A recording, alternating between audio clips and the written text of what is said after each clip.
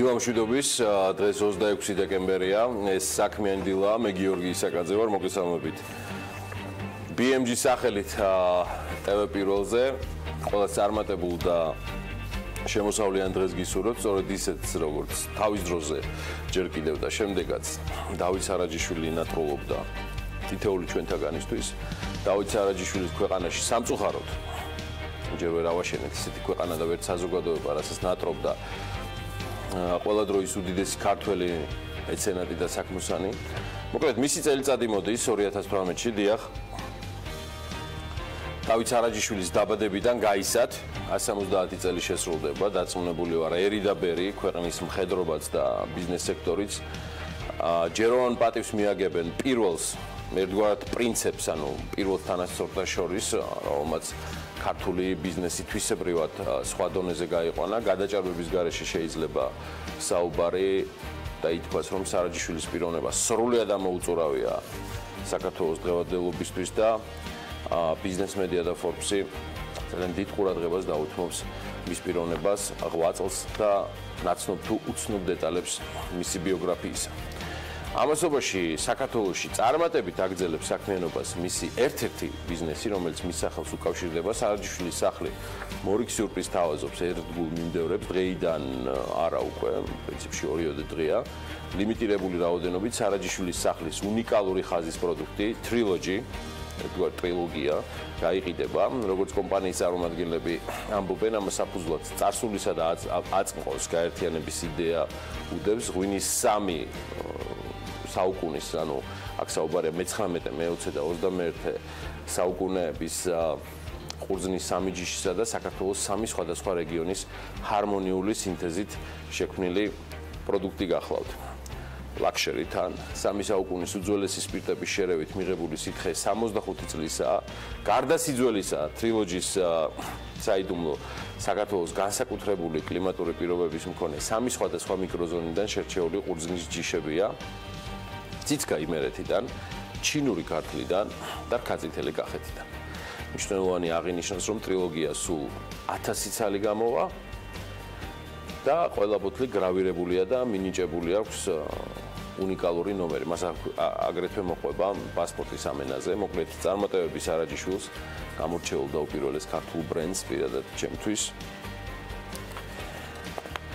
გადავიდეთ შემდეგ თემებზე, ჩვენ ყოველთვის ვფიქრობთ.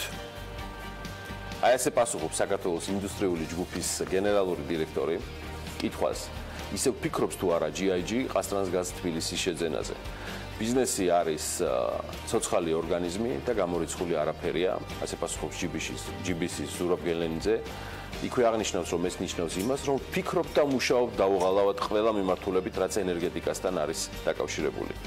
როგორც აღნიშნა, ეს გახლავთ GIG ჯგუფის გენერალური დირექტორის ზურაბ გელენიძის განცხადებიდან ამონარიდი, თუმცა მეტი დაკონკრეტებისგან მან თავი შეიკავა. შეგახსენებ, საქართველოს ინდუსტრიული ჯგუფის მიერ ყასტრანსგაზ თბილისის შეძენაზე მოლაპარაკებები 2016 წლის გაზაფხულზე დაიწყო და მიუხედავად იმისა, რომ გარიგების დახურვის ვადად იმავე წლის სექტემბერი დასახელდა, მოლაპარაკებები გაჭიანურდა და ჯერჯერობით საბოლოო შედეგიც არ დამდგარა. ამასობაში ლიბერტი ბანკის მიერ ქართულ ბანკის შეძენასთან დაკავშირებით ეროვნულ ბანკში ინფორმაციას არ ადასტურებენ, მათ არ აქვს საერთოდ ეს ინფორმაცია, როგორც ეროვნულ ბანკში აცხადებენ, არც წინასწარი კონსულტაციები და არც ოფიციალური მიმართვა ამ გარიგების თაობაზე ეროვნულ ბანკში არ შესულა. ლიბერტი ბანკის მიერ ქართულ შეძენასთან დაკავშირებით ინფორმაცია კი მედიაში გავრცელდა, თუმცა აღნიშნულს ლიბერტი ბანკში არ ადასტურებენ. ცნობისთვის, რამდენიმე კვირის წინ ლიბერტი ბანკის აქციათა საკონტროლო პაკეტის წილის მფლობელები შეიცვალა. არაერთხელ აღნიშნავს, რომ აქციათა 74.6%-ის მფლობელი აი ამ წილისა ნიდერლანდების სამეფოში დაარსებული კომპანია European Financial Group-ია. შემდგომში EFG ბანკის ბენეფიციარ მესაკუთრეებთა შორის კი არიან ირაკლი რუხაძე, ბენ მარსონი და იგორ ალექსეევი. მოკლედ, საჯარო რეესტრის 6 ნოემბრის ამონაწერის მიხედვით, ლიბერტი ბანკის გენერალური დირექტორი გიორგი კალანდარიშვილია, ხოლო სამეთვალყურეო საბჭოს თავმჯდომარე ირაკლი რუხაძე. აი, რაც შეეხება ქართულ ბანკს, რეესტრის 6 დეკემბრის ამონაწერით სამეთვალყურეო საბჭოს თავმჯდომარე ნიკოლოზ ჩხეტიანი, წევრები კი ბესიკ დემეტრაშვილი და ეთერ დემინაშვილი ბრძანდებიან. ამასთან ბანკის გენერალური დირექტორის პოსტს ნატო ხაინდრავა იკავებს.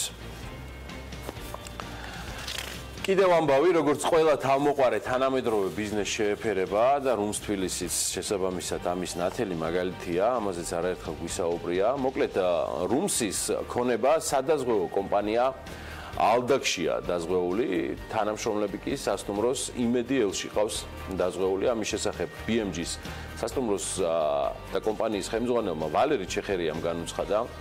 მისი თქმით, სასტუმროში მომხდარი ხანძრის შედეგად ზარალი საბოლოოდ დათვლილი არ არის, თუმცა ჩეხერიას განმარტებით ზარალის შეფასება უახლოეს საათებში და დღეებში დასრულდება. მისივე ინფორმაციით, ხანძრის შედეგად სახურავის გარდა შედარებით დაზიანებულია სხვა ოთახებით, სადაც ჩავიდა წყალი, თუმცა დამწვარი ჯამში მხოლოდ 200 კვადრატული მეტრი ფართობია.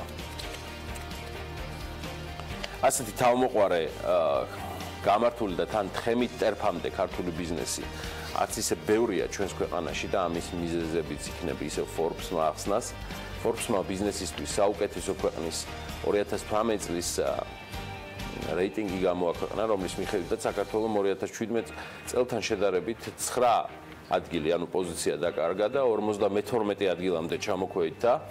Forbes-ის მონაცემებით საქართველოს შედეგები ყველა კრიტერიუმში არის ჯამში იგივე, რაც წინა რეიტინგში, გარდა მონეტარული თავისუფლებისა, სადაც საქართველოს 91 ადგილამდე ჩამოქვეითდა. საბარაუდოდ აღნიშნული დაქვეითება ქვეყანაში ეგრეთ წოდებული დედოლარიზაციის რეგულაციების ამოქმედებას უკავშირდება. სხვა კრიტერიუმებიდან საქართველოს ყველაზე კარგი ქულა ინვესტორთა დაცულობაში აქვს და მსოფლიოში მეორე ადგილს იკავებს. ყველაზე ცუდი ქულა კი ინოვაციების კომპონენტში, სადაც საქართველოს მსოფლიოს 152 ქვეყნიდან 117 ადგილზეა. აი საქართველოს პოზიციები კი ასე გამოიყურება Forbes-ის მიხედვით, მე-6 ადგილი მსოფლიოში მონეტარული თავისუფლება არის 91 ადგილზე, საკუთრების უფლებების დაცულობა 92 ადგილი, მსოფლიოში ინოვაცია 117 ადგილი, ტექნოლოგიები 69 ადგილი, ბიუროკრატიის ნაკლებობა მე-4 ადგილი, ინვესტორთა დაცულობა მე-2 ადგილი, კორუფცია 38 ადგილი, პიროვნული თავისუფლება 65 ადგილი მსოფლიოში. საგადასახადო ტვირთის მიხედვით კი Forbes-მა 2018 წლისთვის საქართველოს 22 პოზიციაზე გაამწესა. ის დრო მე მგონი გაყურებელს მეც მივესალმო. დილამშვიდობის გიორგი. რეიტინგების შემოჭრის გარეშე ვერ გაუშვებდი დილამშვიდობის და Forbes-ის ამ რეიტინგსაც მცირე ინფორმაციას დავამატებ. ბიზნესისათვის საუკეთესო ქვეყნების რეიტინგის პირველი ათეული საქართველოთი არ არის წარმოდგენილი, მაგრამ ის ასე გამოიყურება: დიდი ბრიტანეთი, ახალი ზელანდია, ნიდერლანდები, შვედეთი, კანადა, ჰონკონგი, დანია, ირლანდია, სინგაპური და შვეიცარია. ნუ რა თქმა უნდა, წინა საახალწლო განწყობასაც არ დავივიწყოთ. გუშინ მსოფლიოს დიდმა ნაწილმა ქრისტეშობის დღესასწაული იზეიმა. ნედგაზეთმა სხვათა შორის საგანგებოდ რუქად შეადგინა იმის ადემონსტრაციოდ, სად როდის აღნიშნავენ ქრისტეშობას. რუკაზე კარგად ჩანს ახლა, ფერები ცოტა განსხვავებულია, მაგრამ მაინც შეგვიძლია მგონი ვნახოთ, რომ 7 იანვარს ზეიმობენ იმ ქვეყნებში და იმ ადგილებში, სადაც მუქი იასამნისფერით არის მონიშნული. შედარებით ღია იასამნისფერით მონიშნულ ქვეყნებში 25 დეკემბერს აღინიშნება შობის დღესასწაული და აი მწვანე ფერს რო წააგავს, ეს ის ადგილებია, სადაც შობას საერთოდ არ აღნიშნავენ და დღესასწაული არ არის.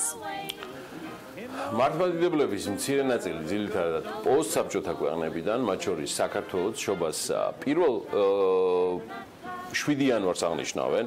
მიზეზი რის გამოც დომინანტური საქართველოს მართლმადიდებელი ეკლესია აღნიშნავს ჯამში გამოდის ივლისის კალენდრის გამოყენება. არსებობს მოსაზრება, რომ ეს რუსული ეკლესიის გავლენით არის, მაშინ როდესაც მსოფლიოს უდიდესი ნაწილი, მათ შორის სხვა მართლმადიდებელი ეკლესიები გრიგორიანულ კალენდარს მისდევენ შობას 25 დეკემბერს. ქრისტიანობას, რომელიც აღნიშნავს 92% საქართველოში მცხოვრები კათოლიკეები, პროტესტანტები შობას 25 დეკემბერს აღნიშნავენ, თუმცა ეს დღე არაა სახელმწიფოს მიერ აღიარებული დღესასწაული. დასვენების დღე არ არის გამოცხადებული. სხვათაშორის ეს ტრადიცია პოსტსაბჭოთა რეგიონში თანდათან იცვლება. საქართველო არ იყო აქ მარტო, მაგრამ რაღაცები შეცვლილია ბოლო წლების განმავლობაში. 2017-ში უკრაინა გახდა უკვე მეხუთე ქვეყანა, რომელმაც 25 დეკემბერი ოფიციალურად აღიარა მეორე დღესასწაულად და დასვენების დღედ. მანამდე უკრაინა სხვა მართლმადიდებელ ქვეყნებთან ერთად ტრადიციულად 7 იანვარს აღნიშნავდა, ისევე როგორც საქართველოში შობას. 25 დეკემბერს და 7 იანვარს ოფიციალურად კიდევ 4 ქვეყანა აღნიშნავს, ესენია ბელარუსი, ერიტრეა, ლიბანი და მოლდოვა. ათეისტური საბჭოთა კავშირის შობას დღესასწაულად საერთოდ არ აღიარებდა და მისი დაშლის შემდეგ მასში შემავალმა ქვეყნებმა გადაწყვიტეს, რომ თარიღი თავად აერჩიათ. ბელარუსმა 91 წელს დამოუკიდებლობა მოიპოვა და ამავე წელს გადაწყვიტა, რომ საჯარო დღესასწაულად საერთოდ ორივე დღე აღიარებინა. მოლდოვამ თავდაპირველად ორთოდოქსული თარიღი 7 იანვარი აერჩია, თუმცა 2013-ში ევროკავშირისგან სწრაფვის პარალელურად საშობაო დღესასწაულად 25 დეკემბერია მათთანაც აღიარებული. ლიბანში ასევე 25 დეკემბერს და 6 იანვარს აღნიშნავენ ერთდროულად შობის დღესასწაულს.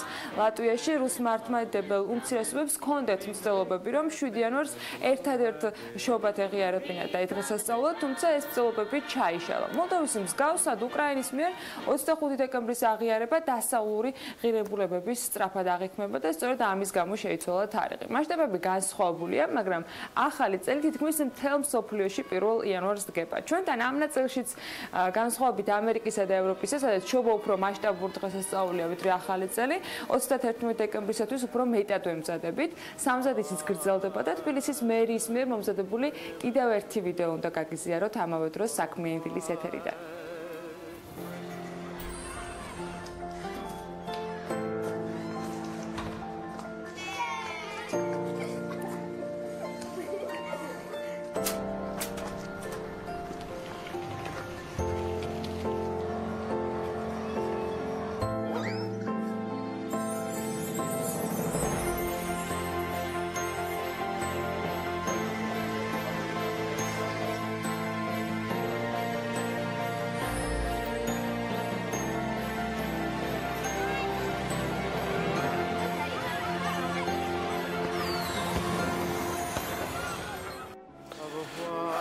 ბედნიერ ახალ წელს გისურვებთ ყველას.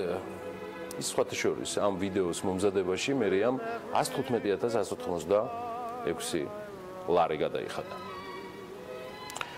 ასევე წინა თემის გამოძახილია და საქმიანი დილის BMG სახელით ცხადია Pirvelis უერთდები მილოცვებს საქართველოს პატრიარქის აღსტარდების 40 წლის იუბილესთან დაკავშირებით მას ჯანმრთელობას ვუსურვებთ. ჩვენ კიდევ ბევრი სუპერ საინტერესო ამბავი გველის დავანდელ საქმიან დილაში, მოდი ვნახოთ გადაცემის ანონსს. 26 დეკემბერს დილას საქმიანად ბიზნეს მედია საქართველოს გუნდის წევრებთან ერთად იწყებენ. taggart-ის ეკონომისტი ლაშა ქავთარაძე, საბროკერო მიმართულების ხელმძღვანელი გოგა მელიქიძე, GVP-ის ოპერაციების დირექტორი მამუკა კიკალიშვილი, ნოვას გენერალური დირექტორი ზვია დაბულაძე, მაია სიდამონიცის, Pirveli ჯორჯიას მართველი პარტნიორი სტუმარი საბა კიკნაძე, კავკასიის ტრეველის დამფუძნებელი იქნება. სამშაბათის ეთერში თათია ჩაფიჩაძის ინტერვიუ საქართველოს ელჩთან ლატვიის რესპუბლიკაში თემურეს ჯანჯალიასთან. დილას ვიწყებთ საქმიანად და რა თქმა უნდა TV Pirveli-ზე.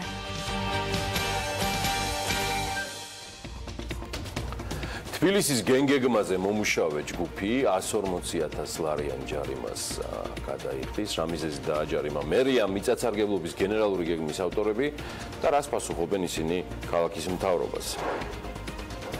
გაეროს ბავშვთა ფონდის მიერ დანახული რისკები თუ სკოლამდე აღზრდის დაწესებულებები ფასიანი გახდება. ეს არის მხოლოდ ნაწილი იმ ამბებისა, რომელსაც ანალაპიაშვილთან ერთად შემოგთავაზებთ. კიდევ ერთხელ დილამშვიდობის ყოლას, საქმიანი დილა ამოქოქილია სრულად თქვენთვის და ბიზნესამბების დრო დგება, რომელსაც ანა გაგაცნობთ. წინ საინტერესო სიახლეები გველდება და სულ რამდენიმე წამში ვარ ეთერში.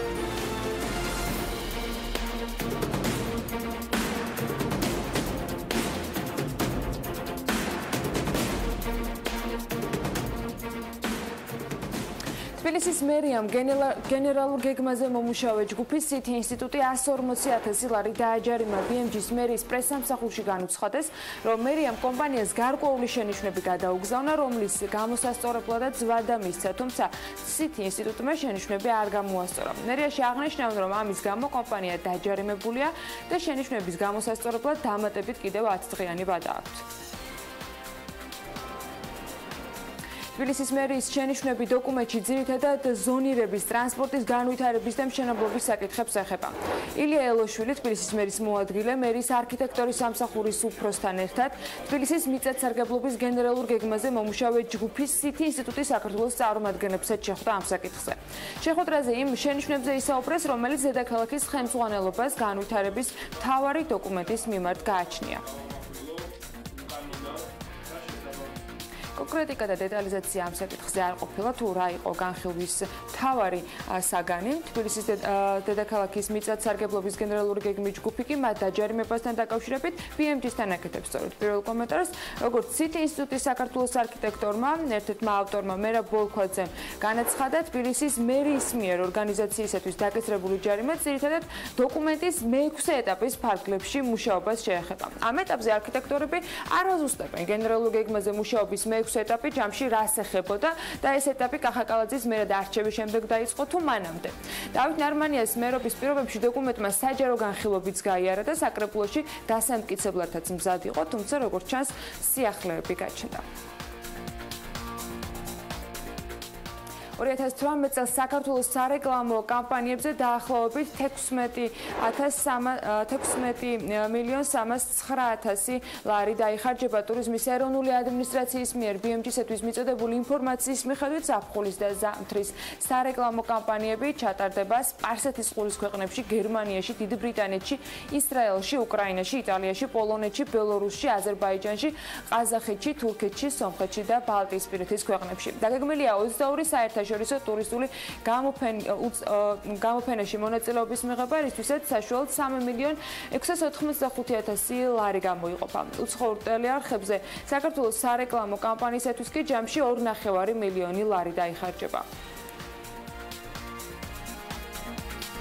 აზერბაიჯანი საქართველოს სტრატეგიული პარტნიორია და მის მთავარ ინვესტორად რჩება, განაცხადა ფინანსთა მინისტრმა ბაქოში ჟურნალისტებთან. მამუკა ბახტაძემ ორ ქვეყანას შორის სავაჭრო ეკონომიკური ურთიერთობების განვითარების საკითხებზე ისაუბრა და ამავე დროს აღნიშნა, რომ ბაქო-თბილისი-ყარსის სარკინიგზო ხაზის და სამხრეთ გაზის დერეფნის პროექტის ხარჯზე საქართველოსა და აზერბაიჯანს სავაჭრო ბრუნვის 2-3ჯერ გაზრდა შეუძლიათ. გარდა სატრანსპორტო და ენერგეტიკული დარგებისა, ჩვენ სხვა სფეროებიც უნდა განვავითაროთ, ამბობს ფინანსთა მინისტრი. სენაკში 120 მილიონიანი ცემენტის ქარხნის მშენებლობა იანვრის ბოლოს უნდა დაიწყოს. კომპანია ქართული სამშენებლო მასალების დირექტორი GPS-თან ამბობს, რომ უკვე თითქმის დასრულებულია პროექტირება. მოხდა გარკვეული ცვლილებები, რის გამოც დროებით შეფერხდა პროექტის დაწყება. თუმცა ცვლილებები მხოლოდ ტექნიკური ხასიათის იყო, მათ შორის შენობების განლაგების ცვლილება მოხდა და ეს არც საწარმოს წარმადობას, არც მიღებული პროდუქტის ხარისხს, არც ეკოლოგიას და არც პროექტის ინვესტიციას არ უკავშირდებოდა. მისივე თქმით, საუბარია 1,200,000 ტონა მაღალი ხარისხის პროდუქტის მიღებაზე, რომელსაც კონკურენტუნარიანი ფასი ექნება. მილების მწარმოებელი კომპანია ტოტიკი ფართოვდება და წარმოებული პროდუქციის ასორტიმენტს ზრდის. წარმოების გაფართოება მენეჯმენტს მომავალში პროდუქციის საერთო მოცულობის 25%-ის საერთაშორისო ბაზარზე, კერძოდ კი აზერბაიჯანსა და სომხეთში გატანის შესაძლებლობას მისცემს. გაფართოების შედეგად კომპანია წლიურად 3,538,080 კილოგრამ პროდუქციის წარმოება შეძლებს. სასტუმრო ასტორიას მფლობელები კი დედაქალაქში კიდევ ერთი სასტუმროს აშენებას გეგმავენ. კომპანია ასტორიამ, რომლის მფლობელები სომხეთის მოქალაქეები ლილით, დავით და გენიკ კარაპეტიანები არიან, ახალი სასტუმროს ასაშენებლად მინიმუმ 10 მილიონი ლარის ინვესტიცია უნდა განახორციელონ. კომპანიამ ჭონქაძის 21-ში მდებარე უძრავი ქონება, სადაც თოიძის სახელობის სასწავლებელი იყო განთავსებული, 12,5 მილიონად იყიდა. თანხა ინვესტორმა 45 დღეში უნდა დაფაროს. ახალი სასტუმრო კი 16 თვეში გახსნას. აი რაც შეეხება მოქმედ ასტორია თბილისის მთაწმინდაზე მდებარეობს. გაეროს ბავშვთა ფონდის UNICEF-ის კვლევების თანახმად, მიუხედავად სკოლამდელი განათლების დაწესებულებებში დასწრების გაზრდილი მაჩვენებლისა, საქართველოს ბავშვების სიკვდილის ნახევარს არ მიუწვდება ხელი სკოლამდელ განათლებაზე. უთანასწორობა კი განსაკუთრებით აისახება სოფლად და სიღარიბეში მცხოვრებ შეზღუდული შესაძლებლობის მქონე და ეთნიკური უმცირესობების წარმომადგენელ ბავშვებზე, რომელთა დასწრების მაჩვენებელიც გაცილებით დაბალია. UNICEF-ში შიშობენ, რომ გადასახადების შემოღება კიდევ უფრო გააღრმავებს უთანასწორობას ქალაქად და შეძლებულ ოჯახებში მცხოვრებ ბავშვებსა და სოფლად და ღარიბ ოჯახში მცხოვრებ ბავშვებს შორის. ასევე UNICEF-ში მიიჩნევენ, რომ ადრეულ ასაკში განათლებას გამათანაბრებელი პოტენციალი აქვს და გადასახადების შემოღებამ შესაძლოა საწინააღმდეგო დინამიკა შექმნას. შეგახსენებთ, რომ თბილისის მერის გადაწყვეტილებით შესაძლოა საჯარო ბაღები ფასიანი გახდეს. პიას გენერალური დირექტორი საიად კულკავას დაწყებული გამოწვევის საპასუხო ვიდეოების ციკლი სოციალურ ქსელებში გრძელდება და 2018 წლის მთავარი გამოწვევები ამჯერად ნიკოლოზ გოგოჭურმა დაასახელა, რომელსაც საქმიანი დილითაც გიზიარებთ. ჩემი სამი გზა, პირველი გზა არის, რაც თავარია პირველ ეტაპზე გავიაზროთ რა არის სტარტაპი, რა ჭირდება სტარტაპს, რა პრობლემები აქვს და როგორ ხდება სტარტაპებში ინვესტირება და მათში ინვესტირებული თანხის მართვა. გზა ნომერი პირველი არის გავიაზროთ და მე ავსახოთ კანონმდებლობაშიც და აბსოლუტურად ყველგან ცნობიერებაშიც განსხვავება ჩვეულებრივ დაწყებით ეტაპზე მყოფ კომპანიასა და სტარტაპს შორის. გზა ნომერი 2 აუცილებელი არის კერძო სექტორის ჩართულობა ეკოსისტემის მშენებლობაში და გზა ნომერი 3 არის ეკოსისტემის დაკავშირება გლობალურ ეკოსისტემასთან და ეს გადის გაცვლით პროგრამებზე, ეს გადის ქვეყნის ეკოსისტემის პოპულარიზაციაზე. მე ჩემი მხრიდან ვიწევ 3 ადამიანს, ეს არის ლევან კილაძე კომპანია ლემონდუდან, ეს არის გიორგი ტაბიძე, ძალიან საინტერესო შემოთავაზებები აქვს ხოლმე ძირითადად ეკოსისტემასთან დაკავშირებით და ეს არის დავით ელიაშვილი კომპანია ლინგვინგიდან. მეგობრებო, თქვენ გაქვთ 24 საათი იმისთვის, რომ 3 თქვენი შემოთავაზება წარმოუდგინოთ მთავრობას.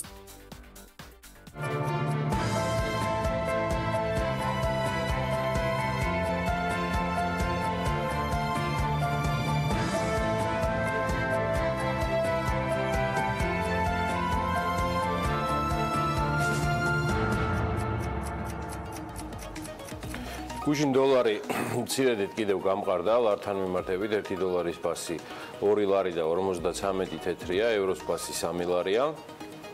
თურქული ლირა კვლავ 66 თეთრი ღირს, ფუნტის ღირებულება კი 3 ლარი და 39 თეთრია. მოკლედ, ბოლო 1 წელიწადში, მეგობრებო, ლარში გაცემული სესხები 2.5 მილიარდი ლარით არის გაზრდილი, ხოლო უცხოურ ვალუტაში გაცემული სესხები კი 154 მილიონი დოლარით. საერთო სესხებში უცხოურ ვალუტაში გაცემული სესხების წილი თითქმის 60%-ია, 59.2%, ერთი წლის წინ კი ეს მაჩვენებელი 64.6% იყო. თითქმის 5%-იანი კლებაა. 2017 წლის ნოემბერში წინა თვესთან, ანუ ოქტომბერთან შედარებით, საქართველოს კომერციულ ბანკებში განთავსებული დეპოზიტები 917 მილიონი ლარით გაიზარდა, მათ შორის ლარში განთავსებული დეპოზიტები 86 მილიონი ლარით, ხოლო უცხოურ ვალუტაში მოზიდული დეპოზიტები 831 მილიონი ლარით. თუმცა ლარში გამოხატული უცხოური ვალუტით დეპოზიტების ზრდა მნიშვნელოვანწილად ლარის კურსის გაუფასურების ეფექტით იყო გამოწვეული. აი დოლარში გამოხატული უცხოური ვალუტით კი დეპოზიტები 102 მილიონი დოლარით არის გაზრდილი. 2016 წლის ნოემბერთან შედარებით 2017-ში იმავე ნოემბერში განთავსებული დეპოზიტები 1.8 მილიარდ ლარით არის ზრდა დაფიქსირებული, ხოლო უცხოურ ვალუტაში დეპოზიტები 362 მილიონი დოლარით. და ნოემბერში დეპოზიტების დოლარიზაციის კოეფიციენტმა არც მეტი არც ნაკლები 68.1% შეადგინა. ოქტომბერში დოლარიზაცია 67% გახდა, ხოლო ერთი წლის წინ 71.6%. ჯამში უცხოურ ვალუტაში განხორციელებულია 14 მილიარდზე მეტი ლარის, 14 მილიარდ 200 მილიონის, ხოლო ლარში 6.7 მილიარდი ლარის დეპოზიტი. ფიზიკურ პირებს ლარში 2 მილიარდ 300 მილიონი ლარის დეპოზიტი აქვს განთავსებული, ხოლო უცხოურ ვალუტაში 8.6 მილიარდი ლარის. იურიდიულ პირებს ლარში 4 მილიარდ 400 მილიონი ლარის, ხოლო უცხოურ ვალუტაში კი დენომინირებული 5.6 მილიარდი ლარის დეპოზიტია განთავსებული. მოკლედ 2017 წლის 1 დეკემბრის მონაცემებით დოლარში განხორციელებული დეპოზიტებზე საშუალო წლიური საპროცენტო განაკვეთი 2.6%-ია, ერთი წლის წინ ეს 3.2% იყო. ლარში განხორციელებულ დეპოზიტებზე საშუალო წლიური საპროცენტო განაკვეთი 7.7%-ია, აქ ცვლილება დიდი არ არის, როცა ერთი წლის წინ 7.8% იყო. ცვლილებები და დრამატურიც არის წლის დასაწყისიდან ნავთობის ფასზე. ლონდონის Intercontinental Exchange Future Europe-ის ბირჟაზე საშუალოდ იგი უკვე 55-57 დოლარს შეადგენს ბარელზე, რომელიც წინა წლის ბოლო თვეების მაჩვენებელთან შედარებით მნიშვნელოვნად არის გაზრდილი, რაც შენარჩუნდა დაახლოებით 2.5 თვის განმავლობაში. ნავთობპროდუქტების იმპორტიორთა კავშირი გვაძლევს ეს ინფორმაციას, რომ მარტის შუა რიცხვებიდან მაისის ბოლომდე ნავთობის ფასი არასტაბილურობით გამოირჩეოდა და მერყეობდა 52 და 55 დოლარის ფარგლებში ბარელზე. აი ივნის-ივლისის თვეებში კი ნავთობის ფასი მცირდებოდა თითქმის 46 დოლარამდე, ხოლო ივლისის ბოლოდან კი ნავთობის ფასმა პერმანენტული და იდეაში დრამატული ზრდაც დაიწყო და საშუალოდ ამიტომ დღეს იგი ბარელზე 62-64 დოლარს შეადგენს, რაც იდეაში მაქსიმუმის მაჩვენებელია ბოლო 2.5 წლის განმავლობაში. ნავთობის ფასის ბოლო თვეებში დაწყებული ზრდა ძირითადად განპირობებულია ოპეკი პლუს წევრთა მიერ ნავთობის მოპოვების შემცირების შეთანხმების გაგრძელებით. ესეთი ამბავია ნავთობზე. მოდი ახლა გადავინაცვლოთ უკვე ამინდის პროგნოზზე. მადლობა ყველას თქვენი ყურადღებისთვის და დაველოდოთ გარემოს ეროვნული სააგენტოს ბოლო ინფორმაციებს ამინდის პროგნოზთან დაკავშირებით. ამინდის პროგნოზის სპონსორია SEU Development-ი. გარემოს ეროვნული სააგენტო გვატყობინებს, რომ ამინდი საქართველოში დილის საათებში შავი ზღვის ჩრდილო-დასავლეთიდან გავრცელებული ცივი ჰაერის მასებით იქნება განპირობებული, რომელიც აღმოსავლეთით და იმოძრავებს და ჰაერი გათბება სამხრეთიდან გავრცელებული თბილი ჰაერის მასებით. რო გამოშვებით, მოსალოდნელია ღრუბლიანობის მომატებაც. დასავლეთ საქართველოში ასევე დილის საათებში უმეტეს რაიონში იწვიმებს და მთაში მოთოვს. აღმოსავლეთ საქართველოში კი უმეტესად უნალექოთ. დილის საათებში ზოგან დასავლეთის მიმართულების ძლიერი ქარიც იქროლებს.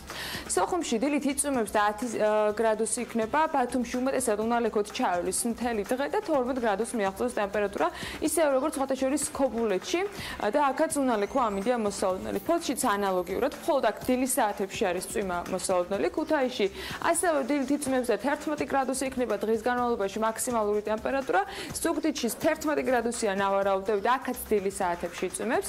ოზურგეთში 11 გრადუსი იქნება, თუმცა უნალექოთ ჩაივლის დღე. ონში 5 გრადუსს მიაღწევს ტემპერატურა, გორში 6 გრადუსი იქნება, ცხინვალში 5 გრადუსი იქნება, მარნეულში 8 გრადუსი დაფიქსირდება მაქსიმუმ და რუსთავში 10 გრადუსს მიაღწევს ტემპერატურა. ახალციხეში 5 გრადუსი იქნება, ბორჯომში უნალექოთ ჩაივლის დღე და 7 გრადუსია მოსალოდნელი, ბაკურიანში 3, ახალქალაქში 2 და სტეფანწმინდაში დღის განმავლობაში მაქსიმუმ 3 გრადუსი დაფიქსირდება. თელავში 9 გრადუსია ნავარაუდები, აი რაც შეეხება დედაქალაქს, რო გამოშვებით ღრუბლიანობის მატებას ველოდებით, უმეტესად უნალექოთ იქროლებს დასავლეთის მიმართულების ქარი, რომელიც დილით რო გამოშვებით გაძლიერდება კიდეც, იგრძნობდით ამას განსაკუთრებით ცოტა მაღალ ადგილებზე მცხოვრებლები, მაქსიმალური ტემპერატურა კი დღის განმავლობაში იქნება 10 გრადუსი. მადლობა ანას. სულ მალე ჩვენ სარეკლამო პაუზის შემდეგ გავაგრძელებთ უკვე ჩვენ საქმიან დილას, ჩვენთან რეკლამაც საინტერესოა. ყველა შემოსავლიან დღეს გიზურობთ, ცხადია TV Pirvels და BMG-საც. რეკლამის დრო მალე დაგიბრუნდებით. ლატვიაში თათია ჩაფეჩაძის და ედგარ ყაზახაშვილის მოგზაურობას გიდობა სამედიცინო ტურიზმის საერთაშორისო ექსპერტი პაატა რატიანი უწევდა. ადგილობრივი კლინიკების მუშაობის მთავარ პრინციპებზე და დადებით მხარეებზე, პრინციპში იმ გამოწვევებზე, რომელიც არსებობს სიუჟეტში, უკვე მოუყარეთ თავი და დღევანდელი ეთერისათვის უკვე გთავაზობთ ინტერვიუს სწორედ სფეროს ექსპერტთან, რა გამოწვევების წინაშეა საქართველო, როგორ შეიძლება გაიაროს იგივე გზა და მიაღწიოს სამედიცინო ტურიზმში წარმატებას. პირველ რიგში მინდა დიდი მადლობა გადაგიხადოთ ბატონო პაატა 4 დღიანი ტურისთვის, რომელიც საკმაოდ საინტერესო და ინფორმაციული იყო, ნანახი საკმაოდ შთამბეჭდავი იყო, თუმცა მე მაინც მინდა თქვენ კითხოთ, როგორც ამ დარგის სპეციალისტს, რამდენად არის განვითარებული ლატვიაში სამედიცინო ტურიზმი და რამ განაპირობა ეს? ლატვია საინტერესო ქვეყანაა საქართველოსთვის სამედიცინო ტურიზმის კუთხით ლატვიური გამოცდილება ჩვენთვის არის სანიმუშო. შეგვიძლია ბევრი რამ ვისწავლოთ ამ ქვეყნისგან. მინდა გითხრათ, რომ აქ ცალკე სამედიცინო ტურიზმის სტრატეგია ესეთი ქვეყანას არ გააჩნია, თუმცა ტურიზმის სტრატეგიის ფარგლებში, რომელიც არის ძირითადი დოკუმენტი, გამოყოფილია პრიორიტეტებად საქმიანი ტურიზმი და სამედიცინო ტურიზმი, როგორც ერთ-ერთი ყველაზე შემოსავლიანი მიმართულება ტურიზმის სექტორის. რამდენი ხანია, რაც დაიწყო კერძო და სახელმწიფო სექტორის მხრიდან ამ დარგის განვითარება და კონკრეტულად რა ნაბიჯები გადაიდგა მათი მხრიდან? 2010 წლიდან აქტიურად მუშაობენ ამ კუთხით, როგორც კერძო სექტორი, ასევე სახელმწიფო სტრუქტურები, რომ ჩამოაყალიბონ ლატვია როგორც რეგიონული ცენტრი სამედიცინო ტურიზმის მიმართულებით. შექმნილია ეგრეთ წოდებული კლასტერი, სადაც გაერთიანდნენ კერძო კლინიკები და ერთიანი სახით წარდგებიან როგორც საერთაშორისო ბაზრების წინაშე, ასევე ერთობლივად მუშაობენ ადგილობრივ მთავრობასთან, რაც უადვილებს მთავრობას იმ დახმარებას, რომელსაც უწევს ამ კლასტერს, სათითაოდ ამის განხორციელება რთული იქნებოდა, ამიტომ ესეთი ფორმა ზოგადად პრომოციის სამედიცინო ტურიზმის ინდუსტრიაში მიღებული პრაქტიკაა, მე ვისურვებდი, რომ საქართველოში გავითვალისწინოთ ეს გამოცდილება. შეგვიძლია ვთქვათ, რამდენია სამედიცინო ტურიზმიდან მიღებული შემოსავლები, რამდენად მზარდია ბოლო წლების განმავლობაში ეს? ლატვიას აქვს მუდმივი ზრდა ამ კუთხით, მე ვერ ვიტყოდი, რომ ეს რაღაცა ბუმია ამ მიმართულებით, ჩვენ საქმე გვაქვს იმ დონის წარმატებასთან, რომელზეც შეუძლია ვთქვათ თურქულმა კლინიკებმა ისაუბრონ, თუმცა ყოველწლიურად ორციფრიანი ზრდა სამედიცინო ტურიზმში სახეზეა, 2017 წლის მონაცემებით 10%-ს აჭარბებს ის მოგება, რომელსაც კლინიკები ნახულობენ საერთაშორისო პაციენტებიდან. ბუნებრივია ყველას ერთნაირი წარმატება ვერ ექნება, სხვადასხვა მიმართულებით ვითარდება აქ სამედიცინო ტურიზმი, მნიშვნელოვანია იმის თქმაც, რომ შერჩეული აქვთ ნიშა თავისი განვითარებისთვის, გარკვეული სპეციფიური მიმართულებები, სადაც ცდილობენ რომ იყვნენ კონკურენტუნარიანი, როგორც ხარისხის მხრივ, ასევე გააჩნდეთ მომხიბვლელი ფასები, მაგალითად გამოვყოფთ იმ მიმართულებებს, რომლებიც ჩვენ უკვე ვიხილეთ კლინიკებში, ეს არის PET-CT კვლევა ჰელიუმით, რომელიც არის ახალი სიტყვა ამ მიმართულებით, ძალიან ბევრ ქვეყანაში ეს ჯერ არ არის დანერგილი, აქ შესაბამისად ყველაზე დაბალი ფასებია ევროპის მასშტაბით. ასევე მნიშვნელოვანია ონკოლოგიური დაავადებების მკურნალობა სხვადასხვა მეთოდიკით. ჩვენ ნახეთ ეგრეთ წოდებული რადიოთერაპიული მკურნალობის მეთოდიკა, რომელიც აქ არის და ფასები არის საგრძნობლად უფრო ნაკლები, ვიდრე სხვა ევროპულ ქვეყნებში. შესაბამისად, მათ გააჩნიათ ის ნიშა, რომელიც უზრუნველყოფს მუდმივად უცხოელი პაციენტების ნაკადების არსებობას ლატვიურ კლინიკებში და ამ ნაკადების ზრდად ხასიათს. მასშტაბებით და რესურსებით გამომდინარე, ლატვია შეიძლება ითქვას, რომ საქართველოს მსგავსი ქვეყანა, რამდენად შეიძლება იყოს ლატვია მაგალითი საქართველოსთვის იმისთვის, რომ ჩვენ განვავითაროთ სამედიცინო ტურიზმი მომავალში და გავზარდოთ ამ სექტორიდან მიღებული შემოსავლები. ანალოგიური მდგომარეობა გვაქვს ჩვენ საქართველოში, უბრალოდ აქ მოხდა ისე, რომ გარკვეულწილად 5-7 წლით ადრე დაიწყო ის პროცესი, რომელიც ეხლა იდგავს ფეხს საქართველოში და ეს გამოცდილება არის ჩვენთვის ძალიან საყურადღებო და გასათვალისწინებელი. ლატვიის მოსახლეობა ისევე როგორც საქართველოსი წლიდან წლამდე განიცდის მიგრაციას, შესაბამისად ადგილობრივი ბაზარი და მისი გადახდის უნარიანობის მაჩვენებელი საერთო მოცულობა მცირდება, აქედან გამომდინარე კლინიკებს ერთადერთი გზა იმისთვის, რომ შეინარჩუნონ თუნდაც თავისი არსებული მოცულობა, შემოსავლები, ეს გზა გადის სწორედ სამედიცინო ტურიზმზე, უცხოელი პაციენტების მოზიდვაზე და ის ვინც ამას წარმატებით მოახერხებს, სწორედ ისინი გადარჩებიან, ასე ვთქვათ, ამ კონკურენციაში, მათ შორის ადგილობრივი ბაზრებისთვისაც. ამ ეტაპზე თუ არსებობს რაიმე ტიპის თანამშრომლობა საქართველოს-ლატვიას შორის? მოლოდინი არის იმისი, რომ მათ შორის საქართველოსთანაც ლატვია აქტიურად ითანამშრომლებს სამედიცინო ტურიზმის კუთხით. ეს არ იქნება ერთი მიმართულებით პროცესი, მხოლოდ მოველი, რომ პროფილური მიმართულებებით ქართული და ლატვიური სამედიცინო დაწესებულებები შექმნიან საერთო პროექტებს, განახორციელებენ საერთო პროდუქტების პრომოციას სამედიცინო ტურიზმის გლობალურ ბაზრებში. რიგ შემთხვევებში შესაძლოა ლატვიურმა სამედიცინო დაწესებულებებმა გარკვეულწილად გადმოინაცვლოთ რაღაც ფორმით საქართველოში და მოემსახურონ უფრო მაღალი ხარისხით უკვე ჩვენთან არსებულ ტურისტულ ნაკადს. ასე რომ ამ კუთხით ძალიან დიდ პერსპექტივებს ხედავ. რომელი მიმართულებები შეიძლება განავითაროს საქართველოს და რა შეიძლება გახდეს მთავარი ნიშა ტურისტებისთვის? მე ვფიქრობ, საქართველოს პირველ რიგში უნდა გაამახვილოს ყურადღება იმ ტურისტულ ნაკადზე, მზარ ტურისტულ ნაკადზე, რომელიც ისედაც ქვეყანაში შემოდის და მათ ჩვენ უნდა შევთავაზოთ დამატებითი სამედიცინო მომსახურება, როგორც დამატებითი ღირებულება, ასე ვთქვათ, მათი ტურისტულ პაკეტებში, ეს შეიძლება იყოს დამატებითი კომპონენტი პაკეტებში და შესაბამისად გასათვალისწინებელია სწორედ ის მიმართულებები, რომლებიც დააინტერესებს ამ ტურისტულ ნაკადებს, ეს შეიძლება იყოს როგორც ესთეტიური მედიცინა, დენტალური ტურიზმი, ასე ვთქვათ, სტომატოლოგიური სერვისები, პლასტიკური ქირურგია და ასე შემდეგ. რასაკვირველია, საქართველოს აქვს ყველა ასე ვთქვათ შანსი იმისა, რომ ბალნეოლოგიის მიმართულებით ერთწოდებული სპა და ველნეს ტურიზმი იყოს ძალიან მაღალ დონეზე განვითარებული. სასურველი იქნება, რომ ჩვენი ტურიზმის ადმინისტრაციამ თავის სტრატეგიაში შეიტანოს სამედიცინო ტურიზმი, როგორც მნიშვნელოვანი კომპონენტი, შეიძლება გაკეთდეს ცალკე სტრატეგიაც სამედიცინო ტურიზმის კუთხით, ან შეიძლება ეს იყოს, ასე ვთქვათ, ზოგადი ტურიზმის სტრატეგიის ნაწილი, მაგრამ მნიშვნელოვანია ქვეყანაში იყოს ამის გაგება ყველა დონეზე, მათ შორის სამთავრობო დონეებზეც, რომ ეს დარგი არის პრიორიტეტი და სამოვლოდ ყველაზე მნიშვნელოვანი წყარო ჩვენი სამედიცინო სექტორისთვის. გადარჩენის შესაძლებლობა მე ესეც ვიტყოდი. ამ დროისთვის თუ იდგმება კონკრეტული ნაბიჯები სახელმწიფოს მხრიდან იგივე ტურიზმის ადმინისტრაცია რამდენად არის პროცესში ჩართული, თქვენ თუ გაქვთ რაიმე თანამშრომლობა და ამ მიმართულებით კომუნიკაცია მათთან? მე ვფიქრობ, რომ ამის გააზრება არის, ან ყოველ შემთხვევაში ეს, ასე ვთქვათ, შორმომავალში არ მოხდება და მე ვფიქრობ, ჩვენ გველის საქართველოში სამედიცინო ტურიზმის გარდაუვალი ზრდა, ამას ალტერნატივა არ გააჩნია.